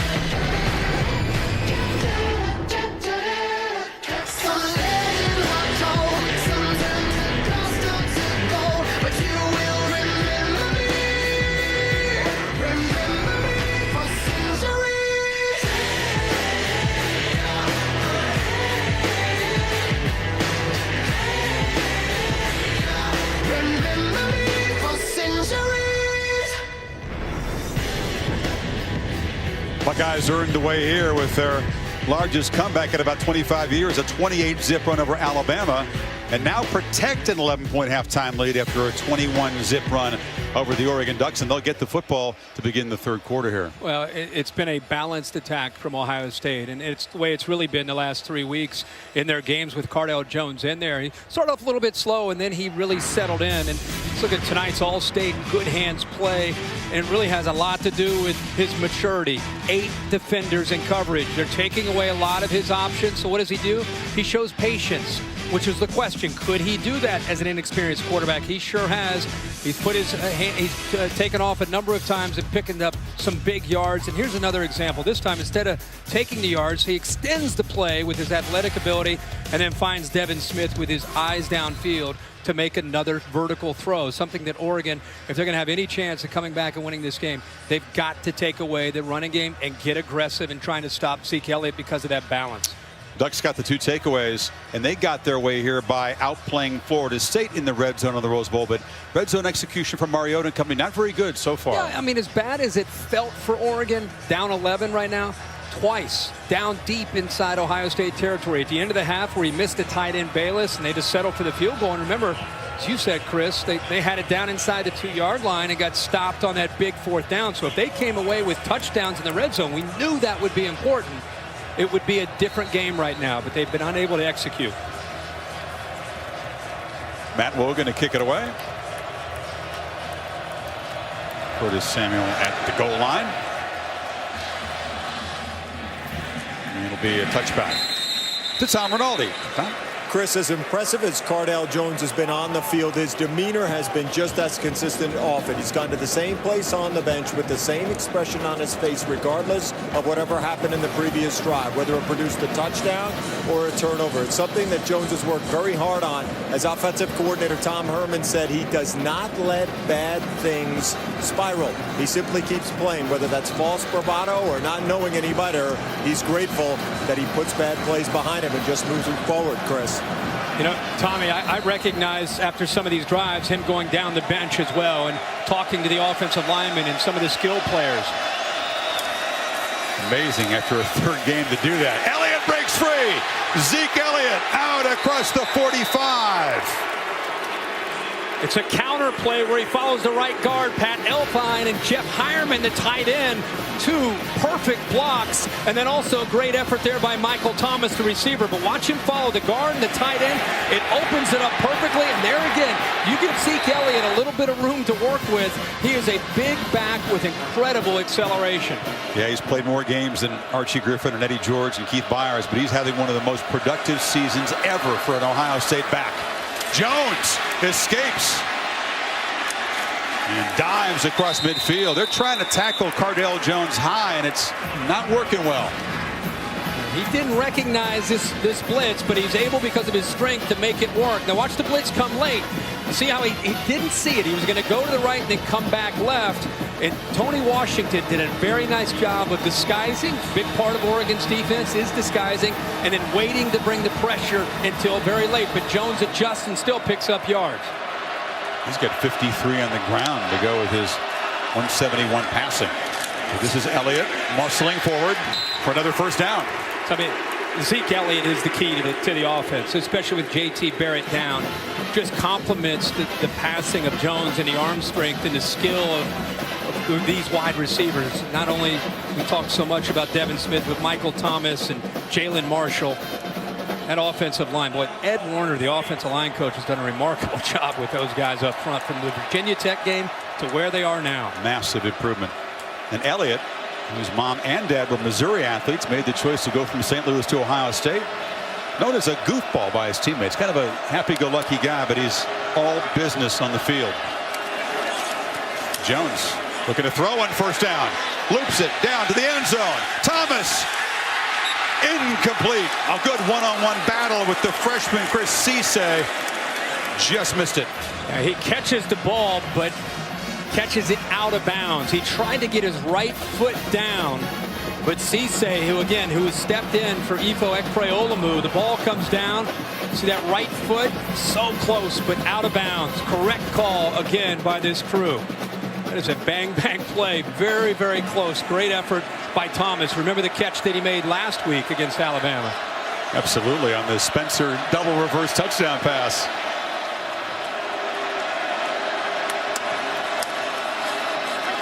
Elliott takes off again, works the middle, gets close to a first down before Dargan dropped him. And the crowd says Zeke again in here. Urban Meyer's mantra, whether he's at Bowling Green or Utah or Florida or now Ohio State, in a game like this, he challenges them to control things and get off to a fast start. Third and short. He did not get the first down. Stopped by Tony Washington, so it's fourth down at the 33. Tony Washington on the play, but Alex Balducci also beating Jacoby Boren. Ohio State tried to go with that tempo, try to get Oregon out of position, but the Ducks doing a nice job there on third and short. So Meyer will try to press the advantage here and convert on this 4th and 1.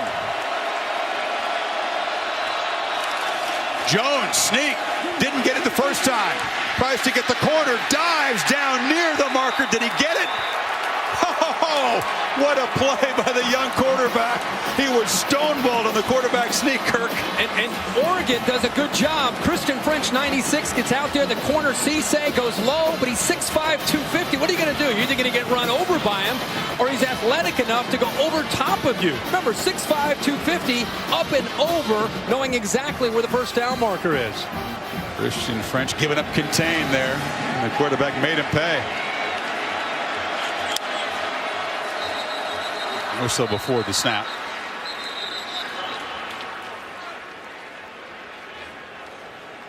So the Ducks, a chance to get off the field there, but once again, Jones has the answer. False start, offense. 2 players, same time, not set. 5-yard penalty, first down. Another look. Go back to this 4th down. Oregon takes away. Boy, they got a good push again, but he has the speed to get around French. And again, the athletic ability, 250 pounds to get up in the air like that and go over the corner. In his 3rd game, seeing something truly amazing. Take it to Elliott. Pressured again. Delivers. Complete. And now a fight for the ball. The Ducks, did they take it away again? Yes! Marshall was right there with Danny Mattingly. I think Rodney Hardrick got in there, the linebacker. Or is that, you're right, Mattingly. Boy, oh boy, Chris. Again, they come up with a stop. Another turnover to get the ball back to Mariota. They've done it all year. Lead the nation. You said they give up a ton of yards. They backpedal, but they do this. The ball's right into the arms of Marshall, and it just goes right out of his hands. And Mattingly, not giving up on the play, is right there. The freshman out of Spokane, Washington. It'll go as an interception for Jones, but that's on Marshall. Great heads-up play by Mattingly. Buckeyes defense rose up after the first 2 fumbles, but the frustration from Meyer evident.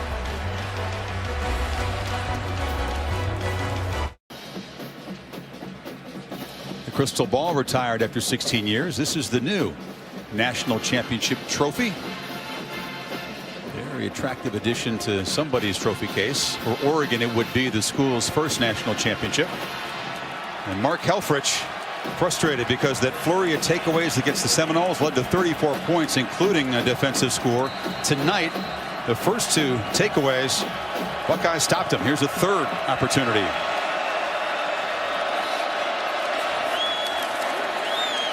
Mariota has good protection, loops it downfield, and Marshall is wide open and running free. They will not catch him.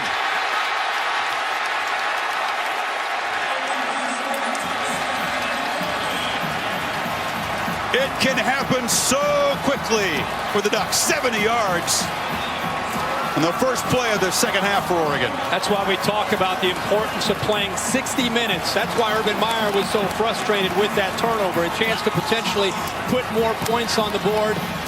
The turnover, and this time the Ducks do what they've done all year. Third in the nation with points off of turnovers. This time they capitalize.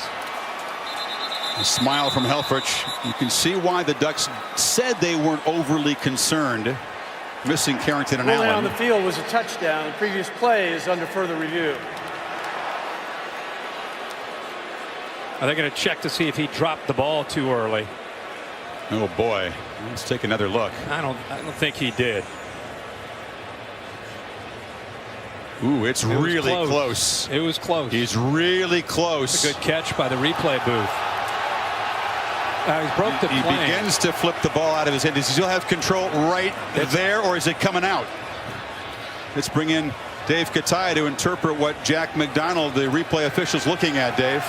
The key is he has to have control when any part of that ball breaks the plane of the goal line. This is really, really close. They're going to have an indisputable shot that that ball's coming out before that ball breaks the plane of the goal line. It sure looks like it's moving. After further review, the ruling on the field is confirmed. Touchdown. I don't know, Dave. That is about as close as you can get in that situation to losing control of the ball. I wouldn't have confirmed it. I would have stood with it. Remember the Honey Badger for LSU? Yeah. Dropped the ball. They didn't catch it that time. Actually dropped it before it got in the end zone. The SEC championship game, and the Ducks, are they going to go for 2 here? Try to cut it to 3. This is Taylor Haley, the holder, is the third string quarterback, but the Bucks again ready for it.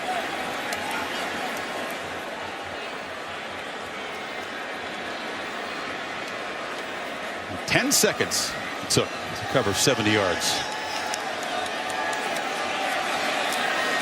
And we said they're the quick strike kings, the cash in takeaway kings, and suddenly it's a 4-point game.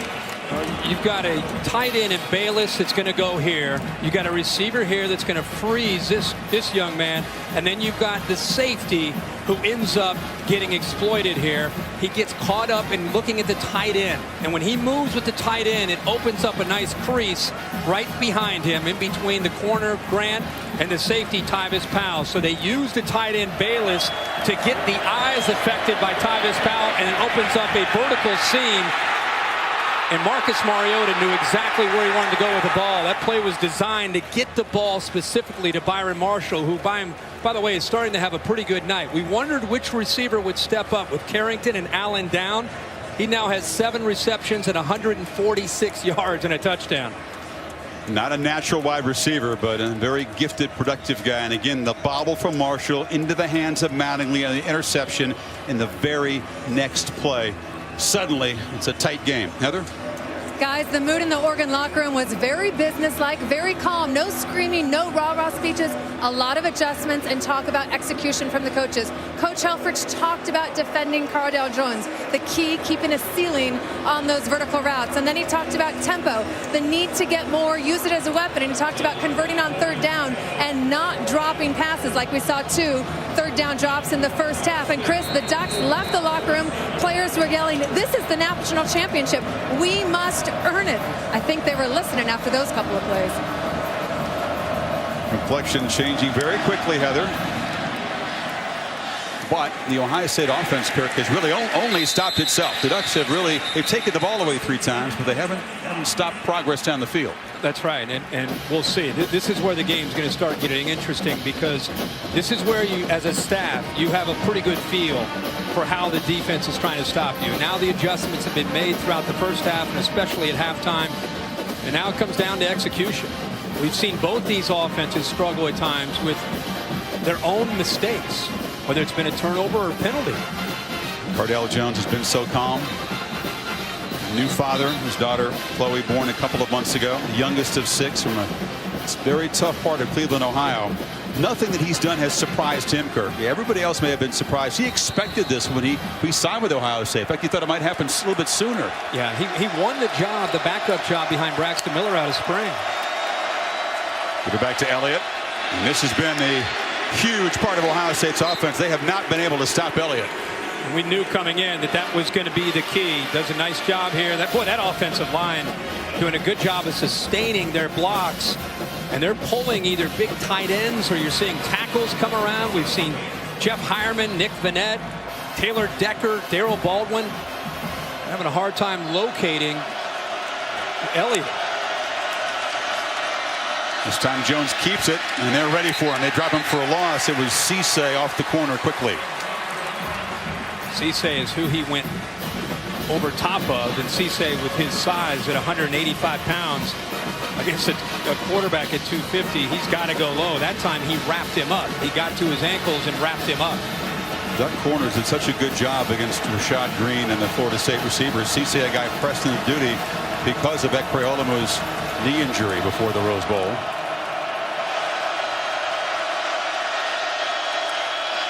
Second down, Elliott again works the middle, muscles free, takes a big shot, but spins across the 45. So it'll be 3rd and short.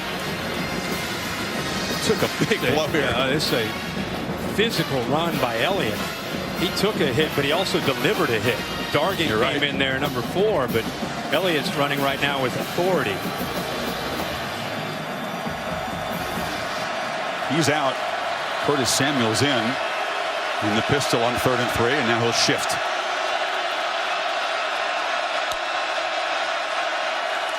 When in doubt, give it to 12 gauge, and the quarterback is hit. I think he's short, about a yard away from the marker. He sure is. Much better effort there by the Oregon defensive line. Is Urban thinking about it? If he is, he'll do it fast. He's trying to see how far he has to go. It looks about maybe half a yard.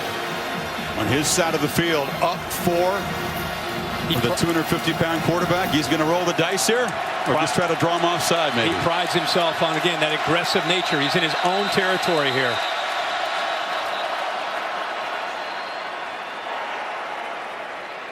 Rolling on the field, quarterback's knee hit the ground, and the ball was short of the line to gain. Previous play is under further review. Now they'll take a look and see if he was, in fact, down before progress was stopped.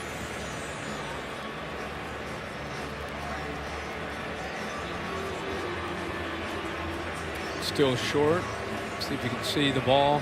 Don't see his knee down. Yeah. That's a great look at it there. I think they thought he was down there. Well, you can't tell where there is a knee, but where's the ball? Yeah, you can't tell on that view where the spot would be. If the knee hits there, the ball would be, I think, very near the 48. Right now they've got it spotted back at the 47. Well, the 48 would give him a first down. Let's bring Dave Kataya back in. This is a very sort of unusual replay look for this Big 12 crew. Dave, how would you see this? Well, you've got the ball there, and it appears that by that shot the ball's over, but we don't have a clear shot of both the knee and the ball at the same time. Right. After further review, the ruling on the field is confirmed. Fourth down. I think the views there were tough. You know, in a couple you could see the knee down, but you couldn't necessarily have a definitive viewpoint on where the spot would be. Again, I wouldn't confirm that. It would be stance for me. Offense on the field, though, at 4th and 1.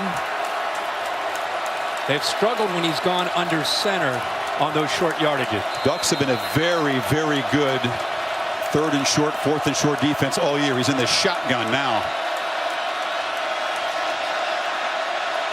Gutsy decision here Sure by Urban is. Meyer. If in fact they run a play. Jones to Elliott. First down. Well, Urban Meyer, much like Mark Helfrich, prides himself on being aggressive, takes chances, and if you go away from that, you're not being true to who you are. They've done that this year, so why change? Just because the magnitude of the game. That's their approach as a staff. And it looks great when you make it. It sure does. 3 for 3 on 4th down. It's a little bit deflating for Oregon's defense. I think he'll take a shot here against man. Yep. Jones. Backpedaling. Loses the ball. It's out. It is scrum over there. Oregon has recovered the first disastrous play for Cardale Jones.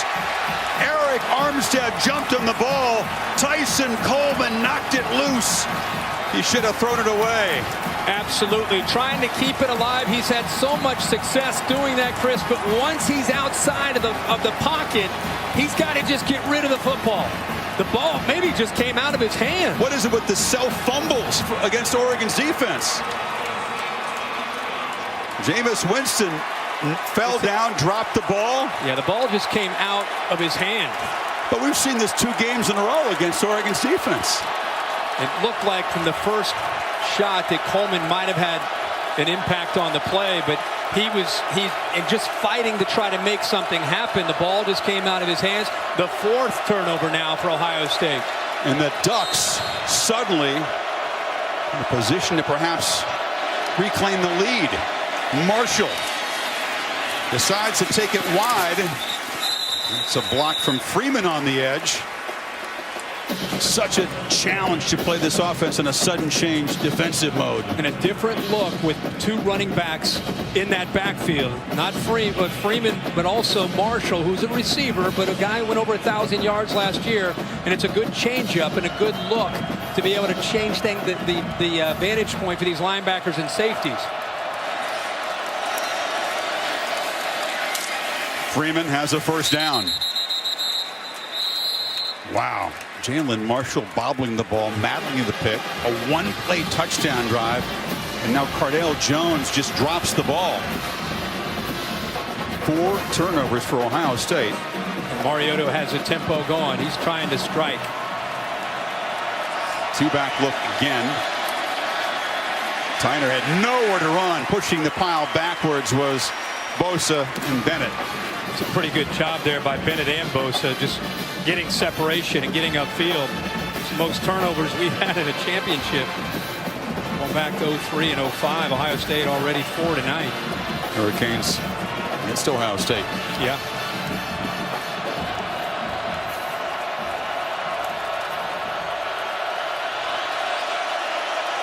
Bucks back in the red zone again. Mariota's got it.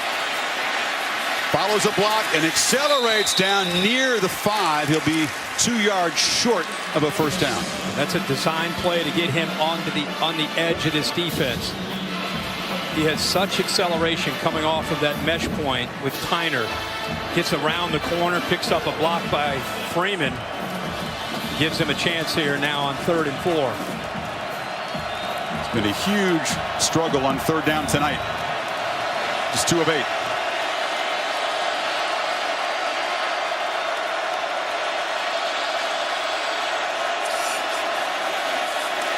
Mariota loops it in the end zone. Out of bounds. Bayless went up high for it. Buckeyes, Apple and Bell were right there to shove him out of bounds. 4th down.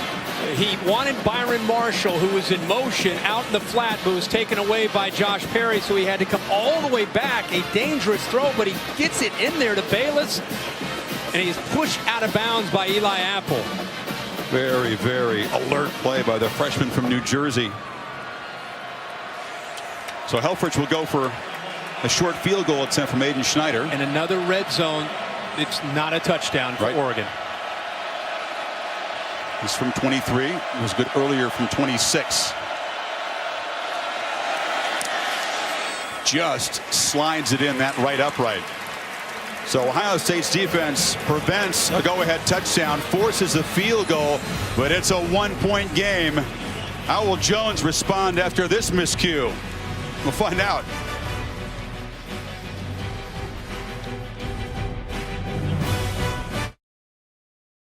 The 2015 College Football Playoff National Championship is brought to you by Gatorade. Gatorade knows it all begins within.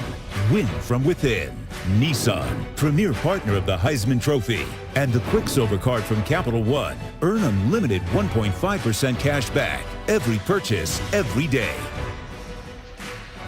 Pretty cool inside the windows of AT&T Stadium. Our aerial coverage provided by Goodyear. Whether you're going for it from a few yards out or from miles away, go with a tire with superior performance. Goodyear, more driven. There's been a lot of going for it tonight on both sides. And now Kirk, as the Ducks kick it off down just 10 quick points in the first part of this 3rd quarter. How does Cardale Jones, who Tom mentioned, has shaken off mistakes pretty well in his brief career. How does he handle that one? Well, that's when there's a play caller. Tom Herman's got to look to see what he's most comfortable with to try to get him back into that rhythm that he was in earlier and his offense was in earlier. Hogan's boot is a touchback. Cardale Jones of the Buckeyes back to work, but now it's a 1-point game. All 4 turnovers in this game have been by Ohio State. There was the fumbled exchange. Jones and Elliott, and Corey Smith was going to have a huge gain down near the 10. He coughed up the ball. And then the 2 turnovers here in the 3rd quarter. The interception out of the hands of Marshall into Mattingly. And that self-fumble, untouched fumble. Yeah, and again, the last one especially was self-inflicted, but Oregon has been doing this all year. It's who they are. It's what they feed off of. It'll be very interesting to see how Cardale Jones responds to that last play when he was out on the field.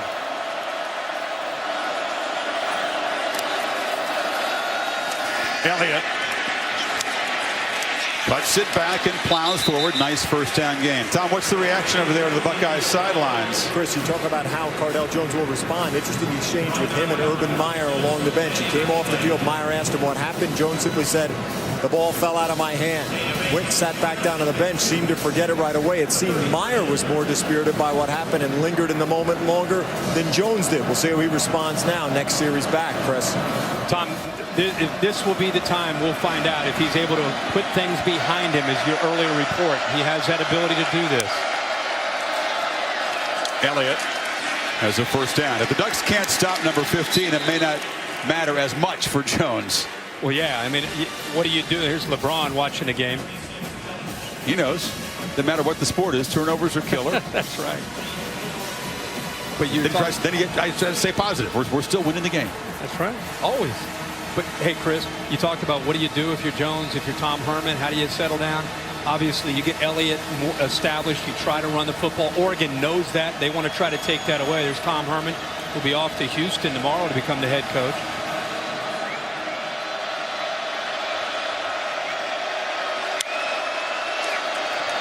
Empty backfield and a first down throw. Thomas into Ducks territory at the 45. That was a nice dart from Jones. It sure was, and it's great spacing. A nice throwing lane here for Jones. Tight end Vanette takes the linebacker with him, just opened it up, made it very easy for Jones to throw in rhythm. One of his favorite targets, as we've seen in recent weeks, Michael Thomas, who's going to go out. Top of the screen is Devin Smith, who has just that one catch, but it was the big one for 45 yards. Elliott motions out and gets the swing pass. Cannot get away from Eric Dargan. They motion him out, trying to outflank this Oregon defense, but really good recognition and speed by Eric Dargan, who had a great Rose Bowl game. Coleman trying to get off his block. A poor effort by Devin Smith, but an outstanding job in space against Elliott by Eric Dargan. I really feel that Dargan, Tony Washington, these guys have become leaders for this defense, especially with Ifo Ekpre-Olemu out. Hardrick, Washington, Dargan, Derek Malone, tremendous leadership from some seniors. Dontre Wilson into the game now. He motions across, but it's Elliott again. Exploding up the middle, 10 more yards. There's that same play. Watch Nick Vannett coming around, picks up the linebacker, Joe Walker. Boom, right there. Elliott gets underneath that block. This is something at Ohio State it's become their bread and butter tonight. A counter trap where they bring the H-back or the tight end back to pick up a linebacker or a nose guard. That time it was the linebacker Walker, and it's been springing Elliott all night. Woody Hayes days, 3 yards in a cloud of dust for the Buckeyes. This is about 10 yards and rubber pellets off the field for Elliott. 3rd and 1.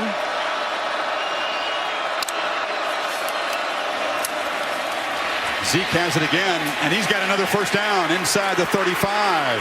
Yeah, but this Oregon defense, they're getting a push on the short yardage situations on 3rd and 4th down. It's been very challenging for the Ohio State offensive line. As good as they've looked on 1st and 2nd down, they get into 3rd and short, and the line of scrimmage is going backwards. That time, that was Elliott's just raw power and effort to pick up that 1st down. Curtis Samuel spelling Elliott is behind Jones.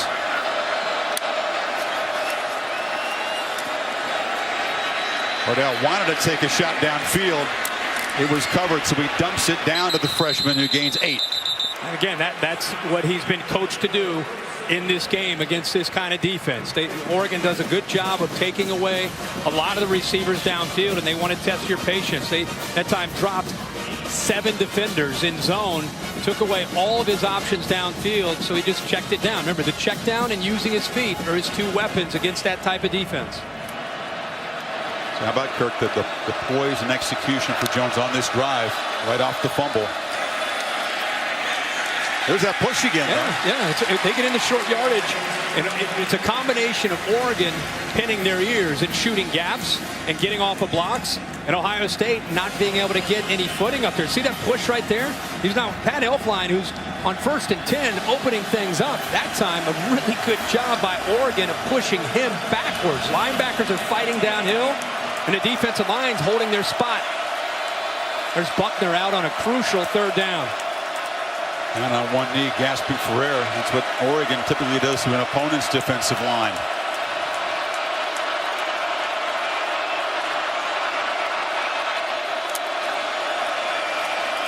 Jones takes off and muscles down for another 1st down. It's tough to stop a 250-pounder going straight ahead. Well, they did it. Oregon does a good job of, again, trying to confuse him. Keep an eye on the nose guard. Watch him push and then drop. You see him right there? He's taking away the throw that Cordell Jones wanted to make. So instead of throwing it into his chest, he comes off of it and decides to, again, the feet or the check down. This time, it's the feet for the 1st down. Not many quarterbacks are overpowering a 310-pound nose guard, though. Balducci got knocked backwards.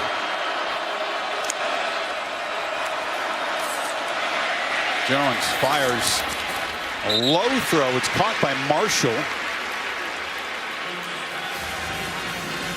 Billy Price pulling around trying to pick up a block, but these 2 outside linebackers, these backups, Christian French and also Prebo, 86, maybe their best edge pass rusher, doing a pretty good job of mixing up who's coming and who's dropping.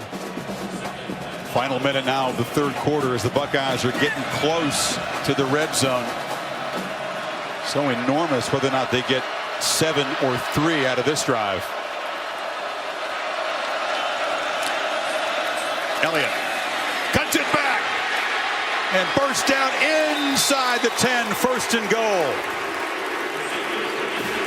Another Huge game, approaching 200 yards. And Billy Price, the left guard, and Jeff Hireman, the tight end, pulling around again. And the patience from Zeke Elliott on these runs and the vision are the reason he's able to pop through there. And again, of course, he has outstanding quickness and acceleration for his size.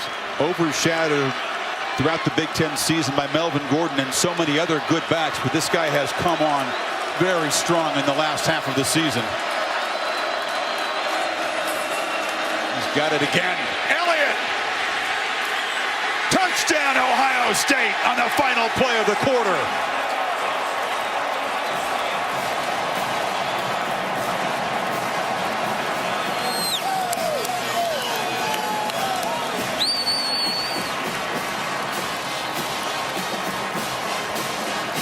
Plays, 75 yards, 6 minutes and 39 seconds. He follows now the right guard and the tight end. The same exact play, opens it up, and there's Zeke Elliott getting to that second level and showing the strength to get into the end zone. And that's atone for a couple mistakes as an offense and reclaim some momentum. Number 8 will be down 8 heading to the final quarter in Arlington. Back after these messages, you are watching the College Football Playoff National Championship game presented by AT&T.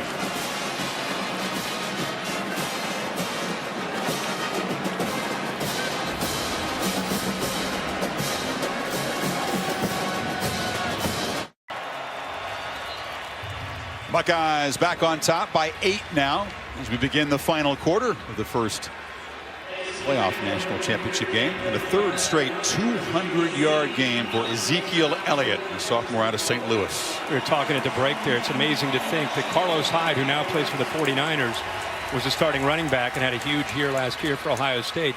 4 offensive linemen, 3 of which started this past weekend in a playoff game. As rookies. As rookies. That's what they lost. And Braxton Miller, who went over 1,000 yards rushing. They lost all of that and came into this year, and Zeke Elliott has emerged as one of the greatest individual rushing seasons in Ohio State football history. And that's saying something. It sure is. Clemson again booting it to that left corner. And this is Nelson at the goal line. Knocked down across the 20. So the Mariota family, younger brother Matt, these folks, looking on nervously, a lot of faith in their son, and a quarter to work with. But Oregon's defense is the bigger concern for their team right now. Yeah, you're right.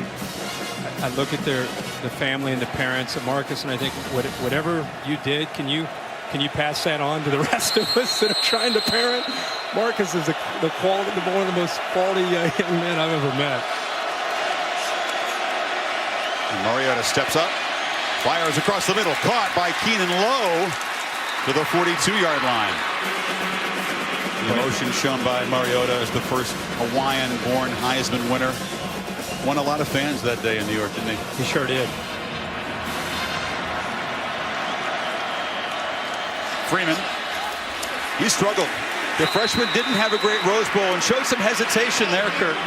I think Ohio State set the edge to this defense. I really think this drive is a signature moment for Marcus Mariota in the season that he has had, the numbers that he's put up, but now in the national championship in the fourth quarter, down 8. This is an opportunity to really add to his legacy.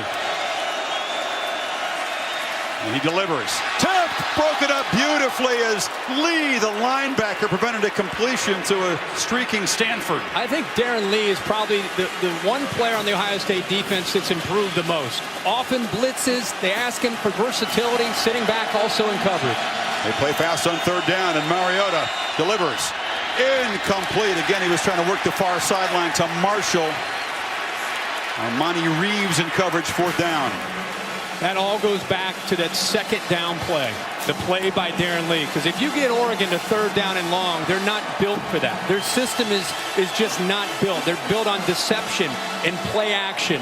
You get them back in 3rd and 10 when you know they're going to throw. It's a completely different situation and very challenging. As good as Mariota is, it's more about the scheme. Seen a lot more of Elon Wheeler than we usually do in an Oregon game. Hunter moves Marshall over to the 21, takes it on the run, and is dropped right there. And now falls back on Ezekiel Elliott and an Ohio State offense to protect an 8-point lead. Going back a decade, Kirk, Ohio State has been perfect in these situations. 98-0. An 8-point lead in the 4th quarter. This is Jalen Marshall on the end around. Good first down game. That Ducks defensive line was so active early, but the big guys, DeForest Buckner, Eric Armstead, 290-pounders. Armstead there seem to be wearing down in this game. Yeah, it's been a battle up front, and you're right. Early in this game, Armstead, who's coming off now, he was dominant the first few series, but he and Buckner with their size, both around 6'7", 6'8", 290, but they have not had that same effect. Elliott cuts it back, gallops free across the 40, another first down. Ezekiel Elliott has been on a 3-game run. That's in large part while Cardale Jones has been so successful at quarterback. 230, a Sugar Bowl record against the Crimson Tide. That 85-yarder, longest run against a Saban defense ever. And now 215 more, and he could be headed for a 300-yard game. He could. He's averaging about 9 yards a carry. And that last drive, boy, it was the offensive line and Elliott that really took him down the field. There's a first down throw and a completion. Thomas tiptoeing, still alive, and now knocked out at the 36.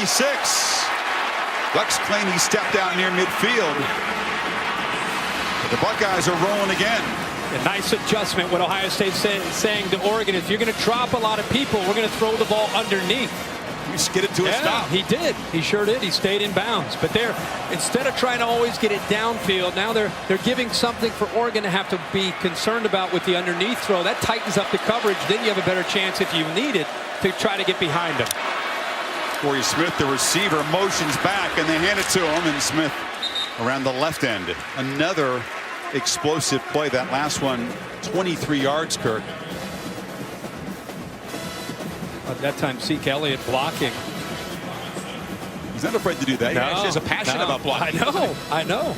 They actually, the coaches, when you talk to them about his greatest strength, they'll say how physical he is without the ball is one of the first things they bring up. He's got the ball. He's well strung out by the Oregon defense and knocked down after a short gain. 3rd and 4 now. And we'll spot it back. It'll be 5 yards the Buckeyes need here. They can begin to work the clock just a little bit as they try to pound away in the Ducks. It's still a one-possession game. Big drive for Oregon and their defense to stay in this football game and give Mariota some hope to try to get back in and be in a position to tie the game. On 3rd down, an empty backfield, and Jones has all kinds of time and delivers to Marshall. First down near the 10.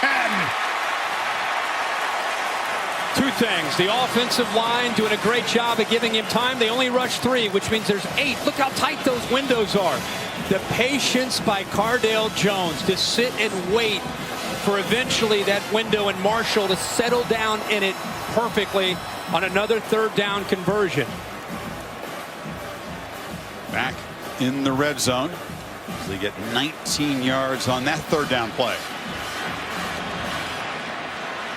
Elliott still out, and Samuel to the left of Jones. And they give it to the freshman from Brooklyn, who's also a physical runner, down to the 5. A true freshman who Urban Meyer in camp right away recognized his potential. He feels that he'll be one of the better backs that he's seen in a long, long time. But right now with Elliott, who's only a sophomore, may have to wait his turn. 16 yards per carry in high school for Curtis Samuel. But yeah, Zeke's back in there in 2nd and 5.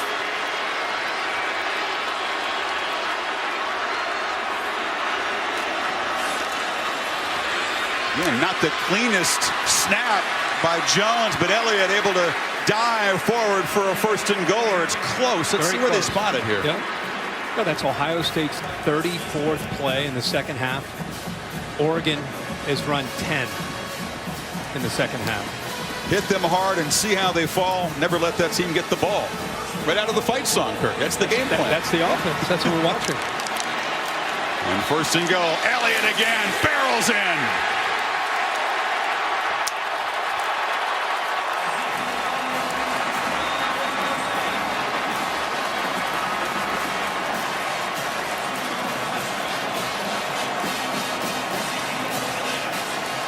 And it's Elliott behind that offensive line. Gets in for another touchdown.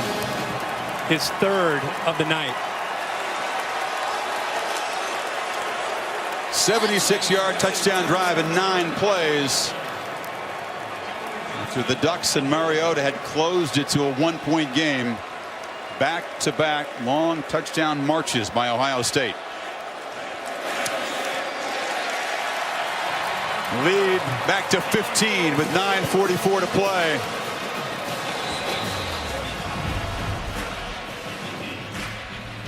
Pure muscle in scarlet and gray.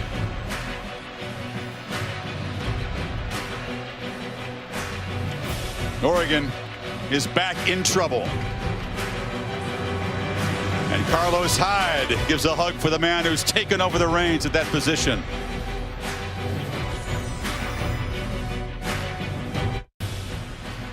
All season long on the highways and byways, the DirecTV mobile studio has traveled all the hotbeds. More than 110 guests have been interviewed inside. Part of over 300 TV hits on the ESPN networks. This is Urban Meyer trying to get the kickoff coverage team ready to go. Aren't they always ready to go?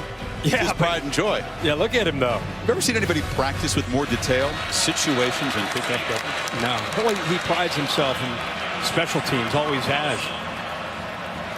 Red zone, Kirk, you said it was going to be perhaps the deciding factor. Buckeyes, 4 trips, 4 touchdowns. Ducks, 4 trips, 1 touchdown. 2 field goals and a loss of downs. Nelson fakes it to Marshall, and he faked out Ohio State. A flag comes in as the freshman is still running. So Ohio State bought the fake handoff to Marshall, but a flag may nullify the big return. Urban should have told him, look out for that. Flag was way back at the 20-yard line. It was thrown where it's typically a... During the return, holding number 33 of the receiving team, 10 yards from the spot of the foul, 1st down. You know, if you're Marcus Mariota and you're Oregon, with the potential of what their offense can do, we mentioned typically they'll score in a lot of times under 2 minutes, under 3 minutes. So you're down 15, 2 possessions, 9:32 to go. You got a quarterback that's as good as we've seen in a long time, even though it hasn't been their night, especially up front. They've got to try to still believe a quick strike gets him right back in this game. Instead, they throw it short here to Bayless. Of course, it was the 70-yard touchdown pass to Byron Marshall, their first play of the 3rd quarter, that changed the tone. They have been on the sidelines most of this second half. Ohio State not only moving the ball, but possessing the ball. Flag down before the snap.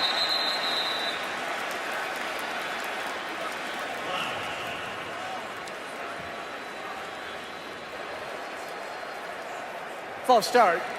Players were not set. Offense, 5-yard penalty, 2nd down. Oregon trying to do something they have not done in a long time. Come from 2 touchdowns plus down in the 4th quarter. It's been more than a decade since that happened. It's probably been more than a decade that they've been down a couple touchdowns in the 4th quarter. At least in the last 5 or 6 years. Yeah. offense.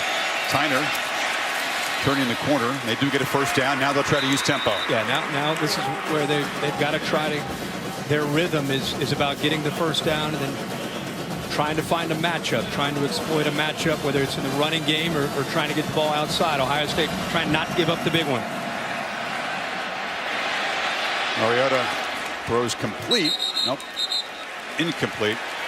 Looking on the far side, and Mariota was chased by Bosa and is down after the play.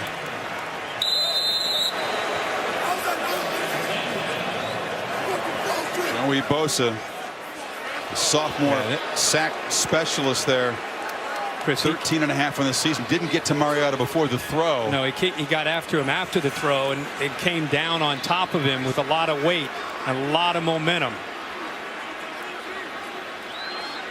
Right on his shoulder, his throwing shoulder. And you can hear the Oregon offensive line right now. They're not happy with Joey Bosa. There are a few of them right now talking to Bosa. No flag thrown. Bosa just after the throw made. The reason there's a flag out there is because the offensive line was getting after Joey Bosa, and there was some back and forth going on between Oregon and Ohio State. So Jeff Locke, After the play, sophomore, unsportsmanlike conduct, number 75 of the offense. Penalty being forced half the distance to the goal. It will be second down. That's Jake Fisher, the senior left tackle, trying to stick up for his quarterback, but a costly 15 yards. Saw Joey Bosa say, "I'm playing football." He's talking right now to Cameron Hunt, number 78. If you nothing wrong with the hit between two very high profile players? In super players? slow motion. It was, it's a play where he's following through, he's chasing him, he puts his body on him, and he brings him down. It was not a deliberate late hit.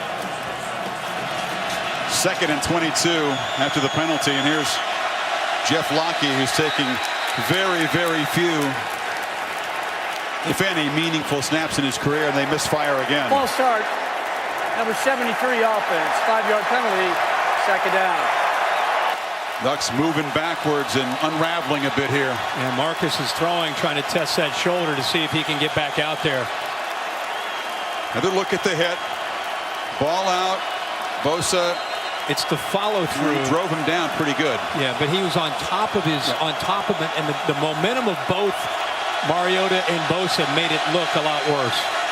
Locke, meanwhile, thrust into duty in his end zone, scrambles out, throws over the middle and incomplete. Raekwon McMillan was after him. Ducks with 4 penalties, including the one on the return, face 3rd and 27 now. Yeah, Locke, who doesn't have a lot of experience. It's the freshman McMillan coming in. He's attempted 27 passes. Mariota back in, but now 3rd and forever.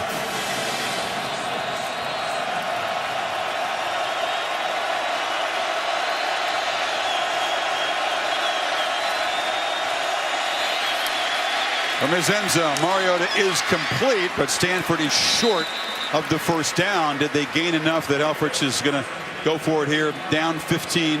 8:15 to go. Well, he's sitting out the punt team. Surprised me, to be honest. I mean, I think at this point, 8 minutes down, 15 points. Can't stop Elliott. Yeah, your defense is struggling. Ohio State's going to run the football. This could be a fake. Now they shift that out there. Locke is still in the game. The backup quarterback was in the punter's position after the shift, and the Buckeyes call timeout. Spotted over there by Meyer. Yeah, Urban Meyer said, call a quick timeout. With Locke out there, you always have a chance to try to make something happen. So we'll see. He just said punt, if you could read his lips. Back after this. The 2015 College Football Playoff National Championship is brought to you by AT&T, presenting sponsor of the College Football Playoff National Championship game, and in part by Honda. Start something special. Northwestern Mutual, proud official partner of the College Football Playoff National Championship game, and Taco Bell, bringing you the first ever student section at the College Football Playoff. Live Mas.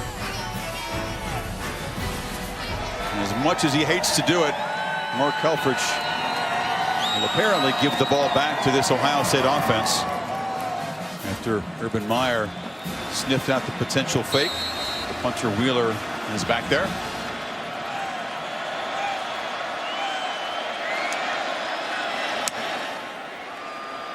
Fair catch made by Marshall at the 38.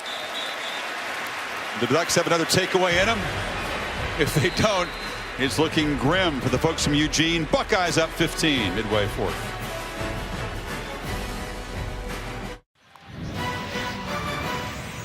His first college football playoff national championship game presented by AT&T. Buckeyes 740 away from claiming their piece of history. Down here in the state of Texas, there were folks miffed when the Buckeyes jumped from 5th to 4th over TCU and stayed ahead of Baylor. Elliott cuts it back. I think they have more than validated the decision by that 12-person committee. I think they silenced their critics with the way they played against Alabama and again tonight against Oregon. How would Cardale Jones play? Well, a couple of 26-yard passes from deep in his own end got him going, and then Elliott, after 4 quiet carries, has been unstoppable since. What a great combination, a lethal combination. The balance, 268 yards on the ground, 242 yards through the air. Elliott, he's trying to just break the final will of the Ducks defense. Another first down in midfield.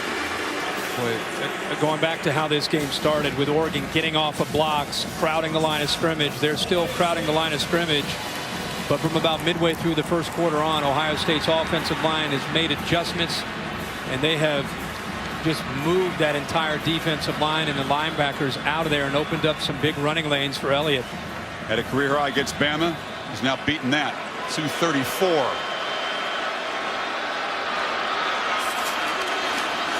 Workhorse. Short gain there. And Zeke Elliott, part of that very talented class of sophomores. You look around this roster, Urban Meyer's recruiting class, as Elliott now is closing in on the Heisman Trophy winner Eddie George. Yeah, he's played more games than all of those guys. That's fair, but look at the production. He had a broken thumb in camp, had a cast on it for the first 6 weeks or so. He has been a different back since the line has been able to build continuity, and also he's gotten healthier. Folks, remember, this is a very young team. They don't lose too many guys. In fact, none of the underclassmen, Meyer says, will declare. Half the impact players on this team are freshmen or sophomores. Yeah, and you knew that Urban Meyer, once he got to Ohio State with the tradition and the resources, he's going to recruit incredibly well. And, you know, he's now starting to build that foundation. But you're right, Chris, the majority of this football team, awfully young. A lot of people thought maybe at the beginning there with the Braxton Miller injury, maybe they're a year away. But boy, from the Virginia Tech game on, they have really come together. Ducks, meanwhile, desperate for a stop on 3rd and 7. Jones takes off. Knocked down near the marker. He'll be a yard short. Hardrick on the tackle. And the Buckeyes again face a 4th down. All the linemen are pointing, go for it. I think Meyer's in the same mind. Yeah, he's with him. He's not hesitating. Remember, this has been a problem area for Ohio State. Oregon's done a very good job of getting penetration in these short yardage situations. It's a long yard to continue to chew clock and close in on a national championship. And we'll spend a timeout.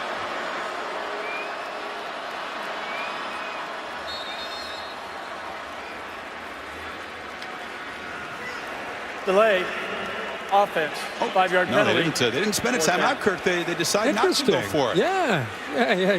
That's a little bit surprising. Not, again, conventional wisdom, not surprising, but Urban Meyer, you know, you're thinking maybe he's thinking this is a situation where you get a first down, maybe that's lights out.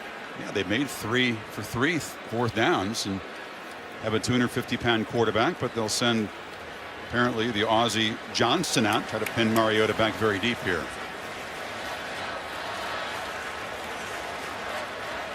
So the lineman not able to convince the head coach. He became a little conservative there for a second, didn't he, Urban, with the third title 15 on the brink here. 15-point lead, 4:23 to go.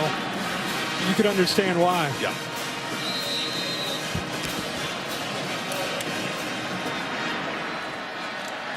Johnston does that backspin. You drop the point and you kick a sand wedge. And Lloyd makes the fair catch at the 15-yard line. 4:17 to play. Ducks down 15.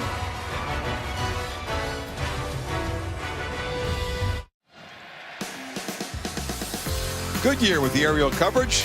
Whether you're going for it from a few yards out or from miles away, go with the tire with superior performance. Goodyear, more driven. Taco Bell student section, they've been on their feet the entire night, as you'd expect, and they are fired up. Some people thought this Ohio State team might be a year away. They were 40-1 long shots in Vegas to win this title after Braxton Miller was injured preseason. Mariota, as a flag comes out, he spins free, fires to Stanford, who made a great one-handed grab on the sidelines, likely to come back, but a wonderful grab by the guy who had a drop early in the game. Yeah, great catch.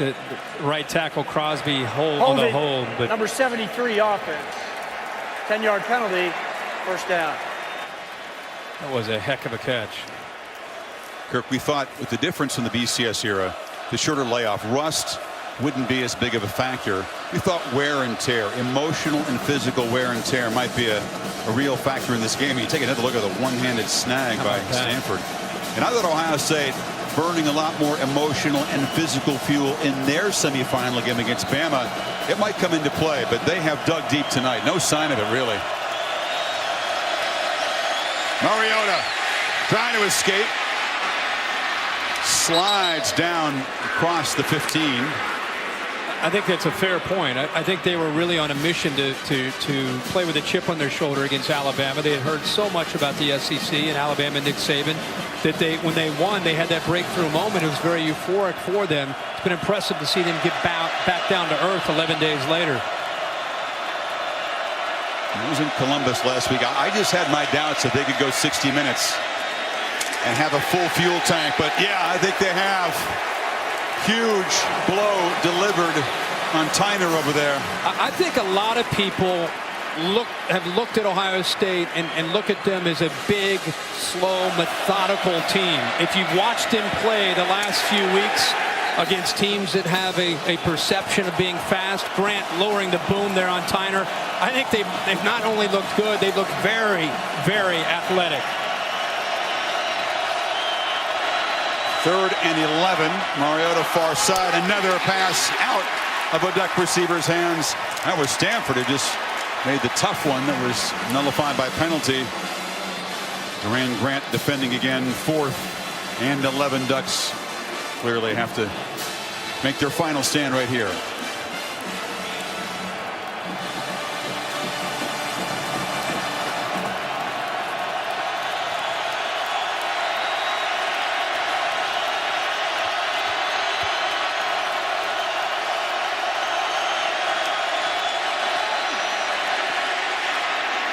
Mariota, high throw incomplete.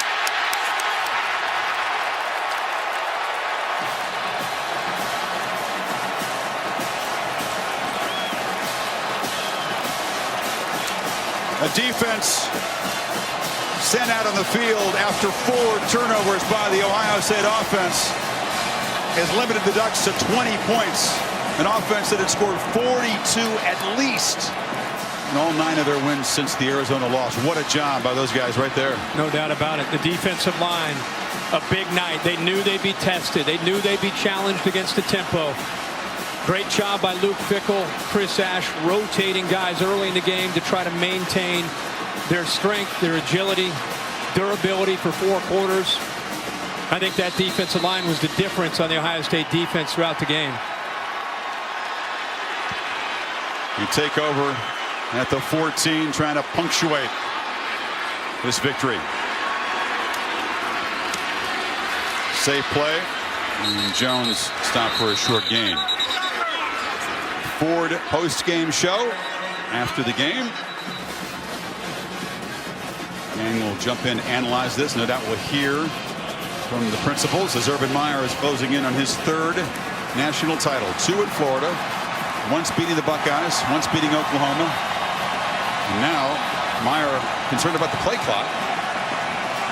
Why it wasn't reset.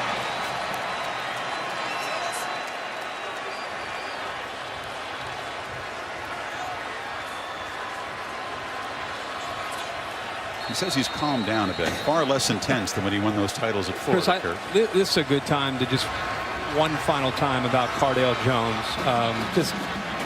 Again, I think it's unprecedented in this sport to do what he has done, to win the backup job to Braxton Miller out of spring, to then lose the backup job in fall camp. Braxton Miller goes down. JT Barrett emerges as a star. That's tough, man. That is a very hard thing to do, to see. You know, you're happy for a JT Barrett, a buddy of yours. You're disappointed and discouraged. It's hard to continue to prep. It's hard to keep your head in it. He clearly has gotten better as the year has gone on, and when his number was called, he steps up against Wisconsin in a Big Ten championship game, Alabama last week, and now this biggest stage in a national championship game. And not only the way he's played, it's as if he's been there for a couple years with the poise he plays with. Elliott barrels forward. Never seen a story like this in college football history. And I said it, no other team but Ohio State could lose 2 quarterbacks and have a guy this gifted to step in, and apparently this ready for his big moment. Yeah, no doubt about it. And we should say that Ohio State's not here without JT Barrett. No way. Braxton Miller goes down with an injury.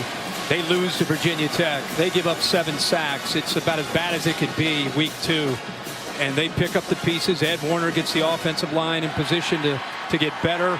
Zeke Elliott emerges, and JT Barrett became a superstar and a great leader for this team. Elliott one more time, stretching for the first down marker. Should be 1st and goal. Also need to say about Marcus Mariota, all the years of following college football, maybe my most favorite player that I've had a chance to cover. Just a class act, does it the right way, and has meant so much to the Oregon Ducks, and just the last 3 years, the way he's led them in the 41 starts that he's had. And obviously his skill set is unique and special, but it's his grace to me that really separated him from any other player I've really ever covered. Perfectly said. Wonderful ambassador for his home state of Hawaii, as he set up the Heisman ceremony for the entire Polynesian community, and obviously for Oregon. They are short by a few inches. It is 4th down, and Kirk, we think, and everybody else does, that he's played his final game for the Ducks. This is where he began his career. Didn't play, but he was dressed when Oregon lost to LSU here in what was eventually his redshirt season.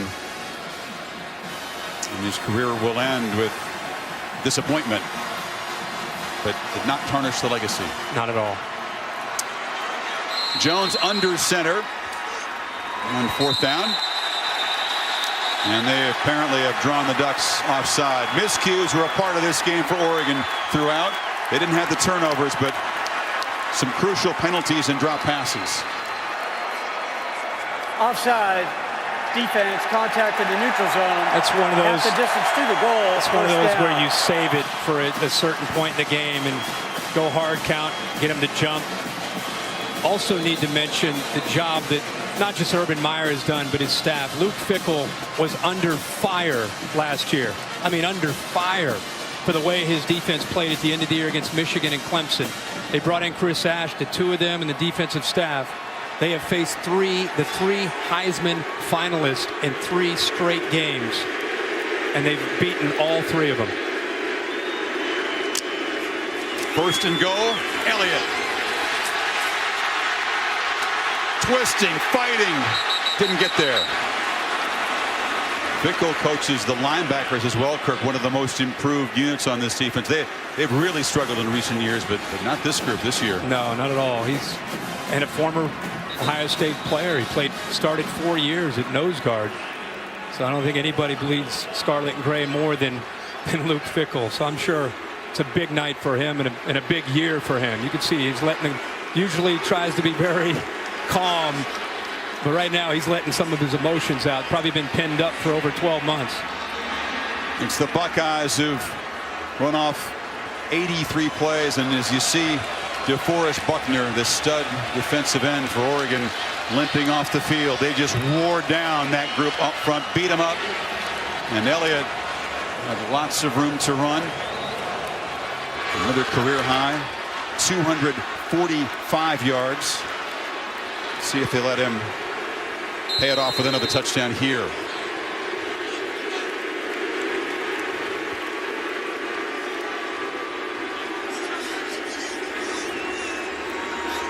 You could run the play clock way down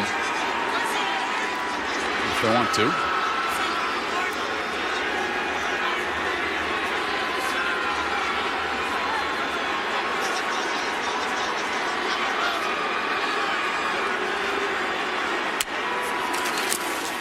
Elliott dodged the eye of this national championship win.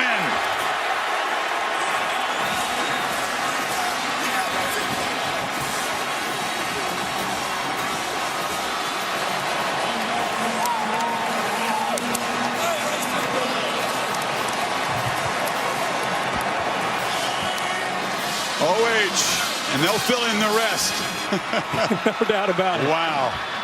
What a 3-game run for this team, for this quarterback, and for that running back. Fourth touchdown of the night, and that offensive line and Ed Warner. I just cannot believe that group and the way they improved. That is remarkable. A year away? No, I don't think so. Ohio State will be the first champs of this new era. Urban Meyer will win his third.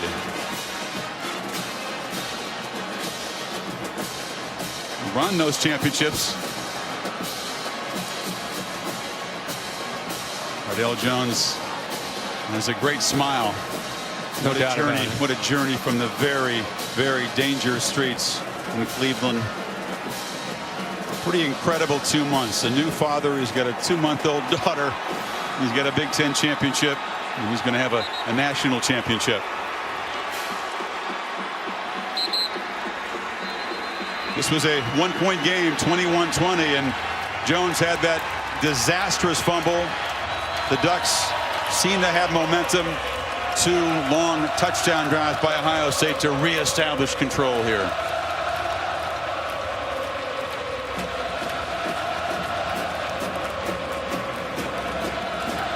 Evan Smith, just 1 catch, but it was a big one. There's a little bit of a party going on right now at High Street, if you're wondering about that. There are alums all over the world. There's parties all over the world. On that campus right now, they're a little giddy. As the kickoff comes down, Meyer not able to escape the Gatorade bath over there.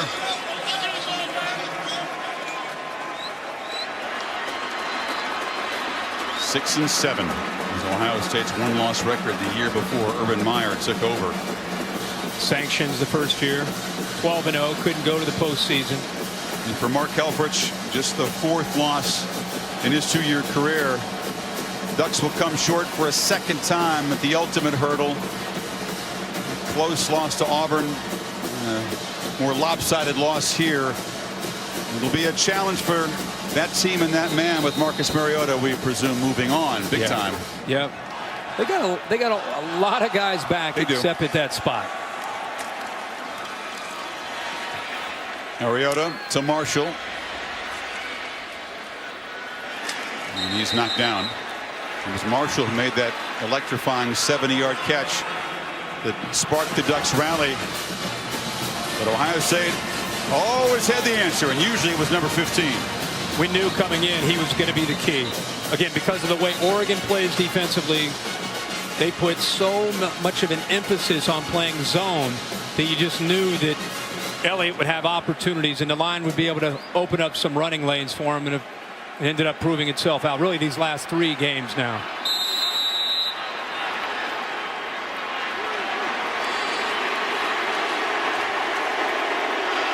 Keenan Lowe can't come up with that low throw. And we're down to 8 seconds. Shelly Meyer, Urban's wife, giving Elliott a well-deserved hug. Never would have had a chance under the old system to show how good a football team they are. What a year for the Big Ten. We've all beaten up the Big Ten, and then Jim Delaney said there's been reason to. What a strong last month for this conference. Yeah, January 1st for these guys. Yep. Mariota escapes. This will be the final play of the game. Heaves it, and it's not fitting. It ends with an interception. And the Ohio State Buckeyes are the first national champions of the playoff era.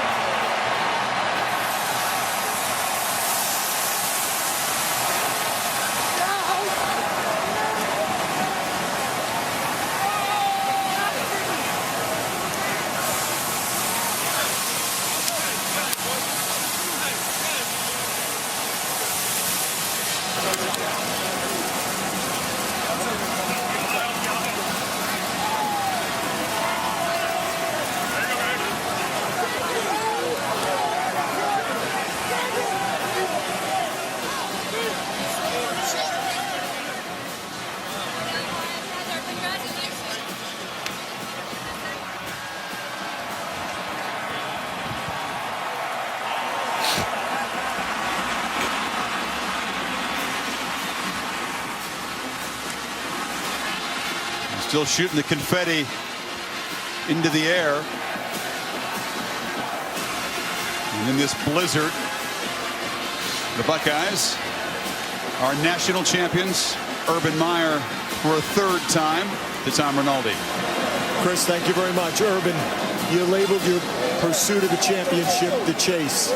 Tonight, where's it taking you? The chase is complete.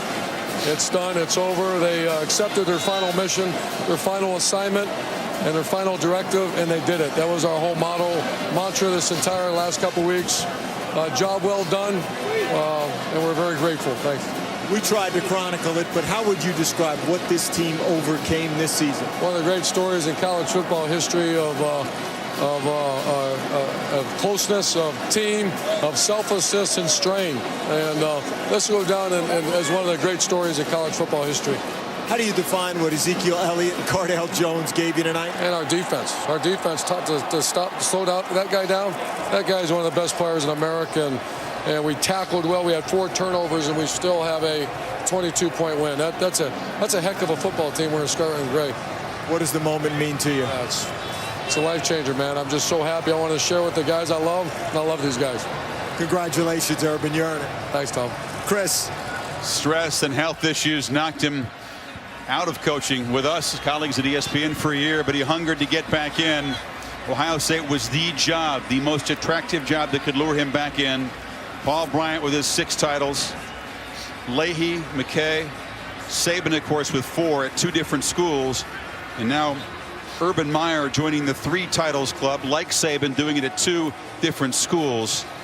Very, very exclusive club for a man who's still just 50 years old. Thanks to a very young quarterback who's with Heather Cox. Chris, thank you so much. Cardale, congratulations. We just heard your head coach, Urban Meyer, talk about the 2-year chase for a championship. Now that it's finally here, is it as good as you imagined it would be? It's even better. You know, this is still an unreal feeling right now. I'm pretty sure it'll sink in when we get back to the locker room, but I'm glad we can do it for the seniors. You know, these guys have never won a bowl game, never won a championship, and they 4 years been here. So, I mean, this game was definitely for the seniors. Hard to imagine this is just your 3rd start. All your teammates say you have ice running through your vein. How mentally did you keep it from this moment getting too big? I mean, just having faith in my teammates. You know, I knew I didn't have to do too much going into this game, even though I had a couple of stupid turnovers. But, you know, keeping faith in my teammates, keeping faith in my defense, and we got it done. And what an amazing season to think you started as a 3rd-string quarterback, had a baby daughter, Chloe, along the way, then became the starting quarterback of the national championship team. How would you describe this journey? I mean, like you said, it's a dream come true, but it's still an unreal feeling, you know. Looking at all this confetti fall. And this is a foul. Come here. And all my teammates play. I love you, son. I love you, baby. Like I said, it's just an unreal feeling, man. I can only imagine. One last question for you. LeBron James came up to you moments ago. What was his message? Basically, just you know, a way to do it for the home time. You know, this is something that Cleveland can hang their hats on for another year, and we need to get right back at it. Congratulations, Cardell. Let's head over to Tom Rinaldi. Heather, thank you very much. Alongside Ezekiel Elliott, you were staring up at the confetti drifting down, and I could see it on your face. What's going through you? This is just a surreal moment. We finally did it. This is why we all came here to compete and win national championships, and we did it. It's our dream. It came true. And like just all the stuff that we went through to get here, it's just crazy. It doesn't feel real. You were overshadowed for a lot of the season by other backs in the Big Ten. What was the turning point in these performances these last 3 games? Just the offense just started clicking so well, and the line just stepped up. And they've had a great last 3 games. I mean, none of this would be possible without them. They're grinders, and they deserve everything that we've accomplished. Ezekiel from St. Louis, I know your dad wanted you to go to Missouri. Mom went there. You chose Ohio State. How do you evaluate that decision right now? Oh, man, go Bucks. That's all I got to say. Congratulations, Zeke. Thank you. Go Bucks. Chris. He says it doesn't seem real. In 12 amazing days, the Buckeyes go down to the Superdome and knock out big bad Bama from the SEC, and then come in here and smother Marcus Mariota and the Ducks offense, winning at 42-20, the first champions of the playoff era. We'll be back with more on the Ford postgame show right after these messages.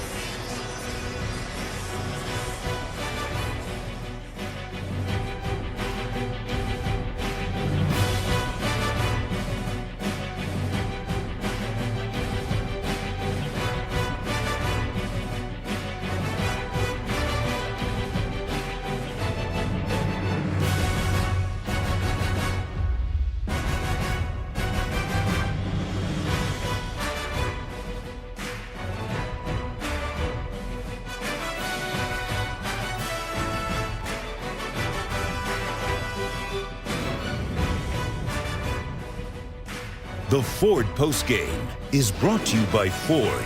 Introducing the all-new Ford F-150, the future of tough. Welcome to the Ford postgame show. Now the happy champions have gathered on the stage, and SportsCenter will follow our coverage. Plenty of highlights, analysis, reaction. They'll be digesting this Ohio State national championship win for a long time. But time now to hand out the hardware on a very big stage at center field. We go to John Saunders. Well, Chris, not exactly big enough to get the entire team on this stage here. It's a little pandemonium. First, congratulations to the Oregon Ducks on a great season. And with me now to present the championship trophy of the College Football Playoff. The inaugural is Bill Hancock, Executive Director of the College Football Playoff. Bill. Thank you, John. First, I want to congratulate both of these fine teams for a great effort tonight and all during the season. And now on behalf of the conferences and schools that manage this awesome new event, it's my honor to present the first College Football Playoff National Championship trophy to Coach Urban Meyer and the Ohio State Buckeyes.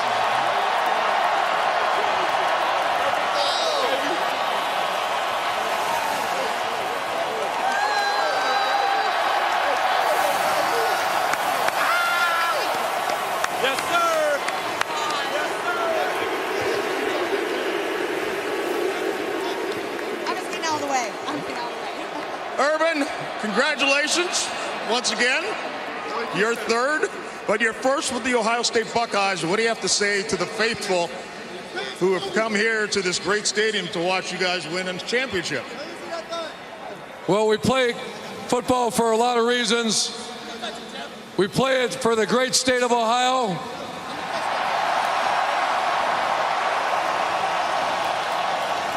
We play it for an incredible university, The Ohio State University. But most importantly, we play it for each other. This is one of the closest teams in college football history. We play it for each other. Yes, sir. They say you never forget your first. Well, this is your third, but it's the first of a college football playoff. Does that make it that much more sweet to you? It sure does, and I can't imagine a better group of people to share this with. It's college football history. Our hats off to the College Football Playoff Committee. Everything was so first class, and these guys can know that for the rest of their lives, they're part of history, winning the first college football playoff national title. You're on record earlier this season as saying that you thought this team, because it was so young, was maybe about a year away from winning a national championship. You're here a little bit early, so what does that mean for the next coming year? Well, we're going to enjoy this one, but they're going to get a mission assignment here pretty soon. Let's get back here again next year. It also says something about the young men you say is family right now and how they've been able to come together, 3 different quarterbacks, and they still never backed off or fell from a challenge. It says a lot about what you've been able to do with these kids. You know, the great Bill Parcells made a quote on Champions Day as we shared it together as a team. And he said, once you win a championship, it's like a blood transfer. You're forever related, you're forever family, and this team's forever family. Urban, congratulations on another national championship for Ohio State. Now it's time for the offensive player of the game. The same thing happened at the Sugar Bowl. Everybody announced you before I got a chance to. Ezekiel Elliott, another record, the championship record behind this offensive line that early on in the game looked like they were going to have a bit of a struggle, but then opened up big for you. Man, the way the offensive line has showed up towards the end of the season has just been incredible. They're just unstoppable. They just go out there and impose their will on people, and they're the heartbeat of our team. None of this would be possible without them, so, you know, shout out to the Slavs, baby. You know, everybody knows that Cardale Jones is just making his third start and did another tremendous job. But what do you have to say about the guys who came before him, and Braxton Miller and J.T. Barrett, who are a big part of this championship as well? They set the standard. They set the standard that Cardale had to live up to, and he did a great job. And the next man up mentality, Cardale came out, he made plays when he needed to, and he led us to this victory. As I said with Coach, you're a young team, you're just a sophomore. So what's ahead for Ezekiel Elliott and Ohio State Buckeyes? I mean, right now we're just going to celebrate this win, but some of my buddies said they already started the offseason, so we got to get back to work soon so we can be back here next year. All right, congratulations. Now the defensive player of the game, Tyvis Powell. You guys had to go against a Heisman Trophy winner, and he still threw over 300 yards, but he was pretty well contained. Marcus Mariota, a typical tie to contain, but you guys seemed able to do just that. I just got to say thank you to the coaching staff. They came up with a great plan. Everybody knew this was the seniors' last game. We would just go out here and execute, and that's what we did. We found a way to get it done.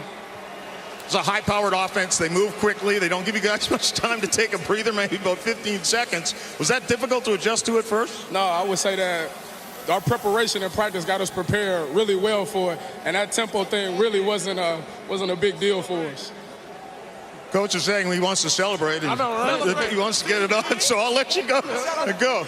Guys, shout out to D. Lee. The celebration is on here. Congratulations to the Ohio State Buckeyes on another championship. Shout out to VBA and Randy. Go Bucks, baby. Back to Chris Fowler, I guess. As the shout-outs continue down there, Ohio State will be given its mission assignment for next year very soon by Urban Meyer, but not before they enjoy this national championship. Back for more post-game coverage from Arlington right after this.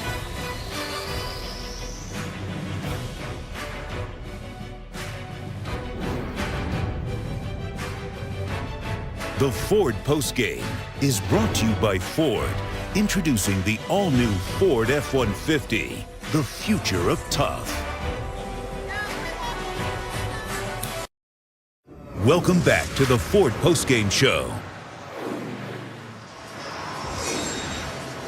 Cardale Jones completes an incredible 3-game journey that we may never see in college football again. the sophomore from Cleveland. Big Ten championship game, Sugar Bowl against Alabama, national championship game against Oregon. And the first action that he ever really saw in his career, Kirk. And for every kid as a second stringer or a third stringer in any sport, wondering, will I ever get a chance? Should I try something else or go somewhere else? And how will I perform if I ever do get that chance? Remember the story of Cardale Jones and this fairy tale. It is. It's unprecedented. Again, we talked throughout the broadcast. It's just something we've never seen. For him to step in late in the year like that without taking a lot of snaps, he'll forever be remembered for these 3 games, this sequence of games that he's been able to play in. But Zeke Elliott, equally impressive in these 3 games when his team really needed him. The combination of the vertical passing threat and that powerful running game proved to be too much for Wisconsin, Alabama, and now Oregon tonight as the Buckeyes win another national championship. And with a very young team, Ohio State not going anywhere. Next year's championship game is in Glendale, Arizona. Ohio State would have to be near the top of the list. And what a fascinating conversation and competition in the offseason for that quarterback position. Wow. Yeah, you imagine it's spring ball. J.T. Barrett may still be out. Braxton Miller still there. And now you have Cardale Jones, who's won these 3 games. It'll be an interesting spring for Ohio State and by the time they get to next season. The brilliant career for Marcus Mariota comes up short in the championship game. We certainly wish him the best at the next level. It wasn't fitting that a career ended at college with that interception at the end. He gave it his go. Not enough help tonight and too much Ohio State. Partner, it's been a great run this year. We finished where we began in the opening game. It's been a great ride. Thanks to all of our tremendous, talented, dedicated crew bringing you these games, this great coverage all year long. Bill Bonnell, the producer, Derek Mobley, the director, the help in the booth here from Darren Brown, Ohio State graduate, Mike Black, Mark Amento, Dave Kataya, and our entire family here of dedicated, talented production folks. Yeah, it's been a heck of a year. Thanks to you, Chris, coming in. And we had a great season and a lot of fun here with the first ever playoff, exciting Rose Bowl, and what a culmination of the season tonight here at the National Championship. As we said at the top, we've waited a long, long time for this era in college football for teams to have a chance to settle it on the field, as Ohio State and Oregon did tonight, a matchup we wouldn't have had under the old system. And Ohio State, a game that had more drama than the final score might indicate, pulled away late and physically closed out the Oregon Ducks. 42-20 is the final in Arlington. In the ultimate team sport, there are plenty of heroes in scarlet and gray, but that quarterback and that coach, principal among them. Again, plenty of post-game coverage coming up. Kirk will join the gang on SportsCenter.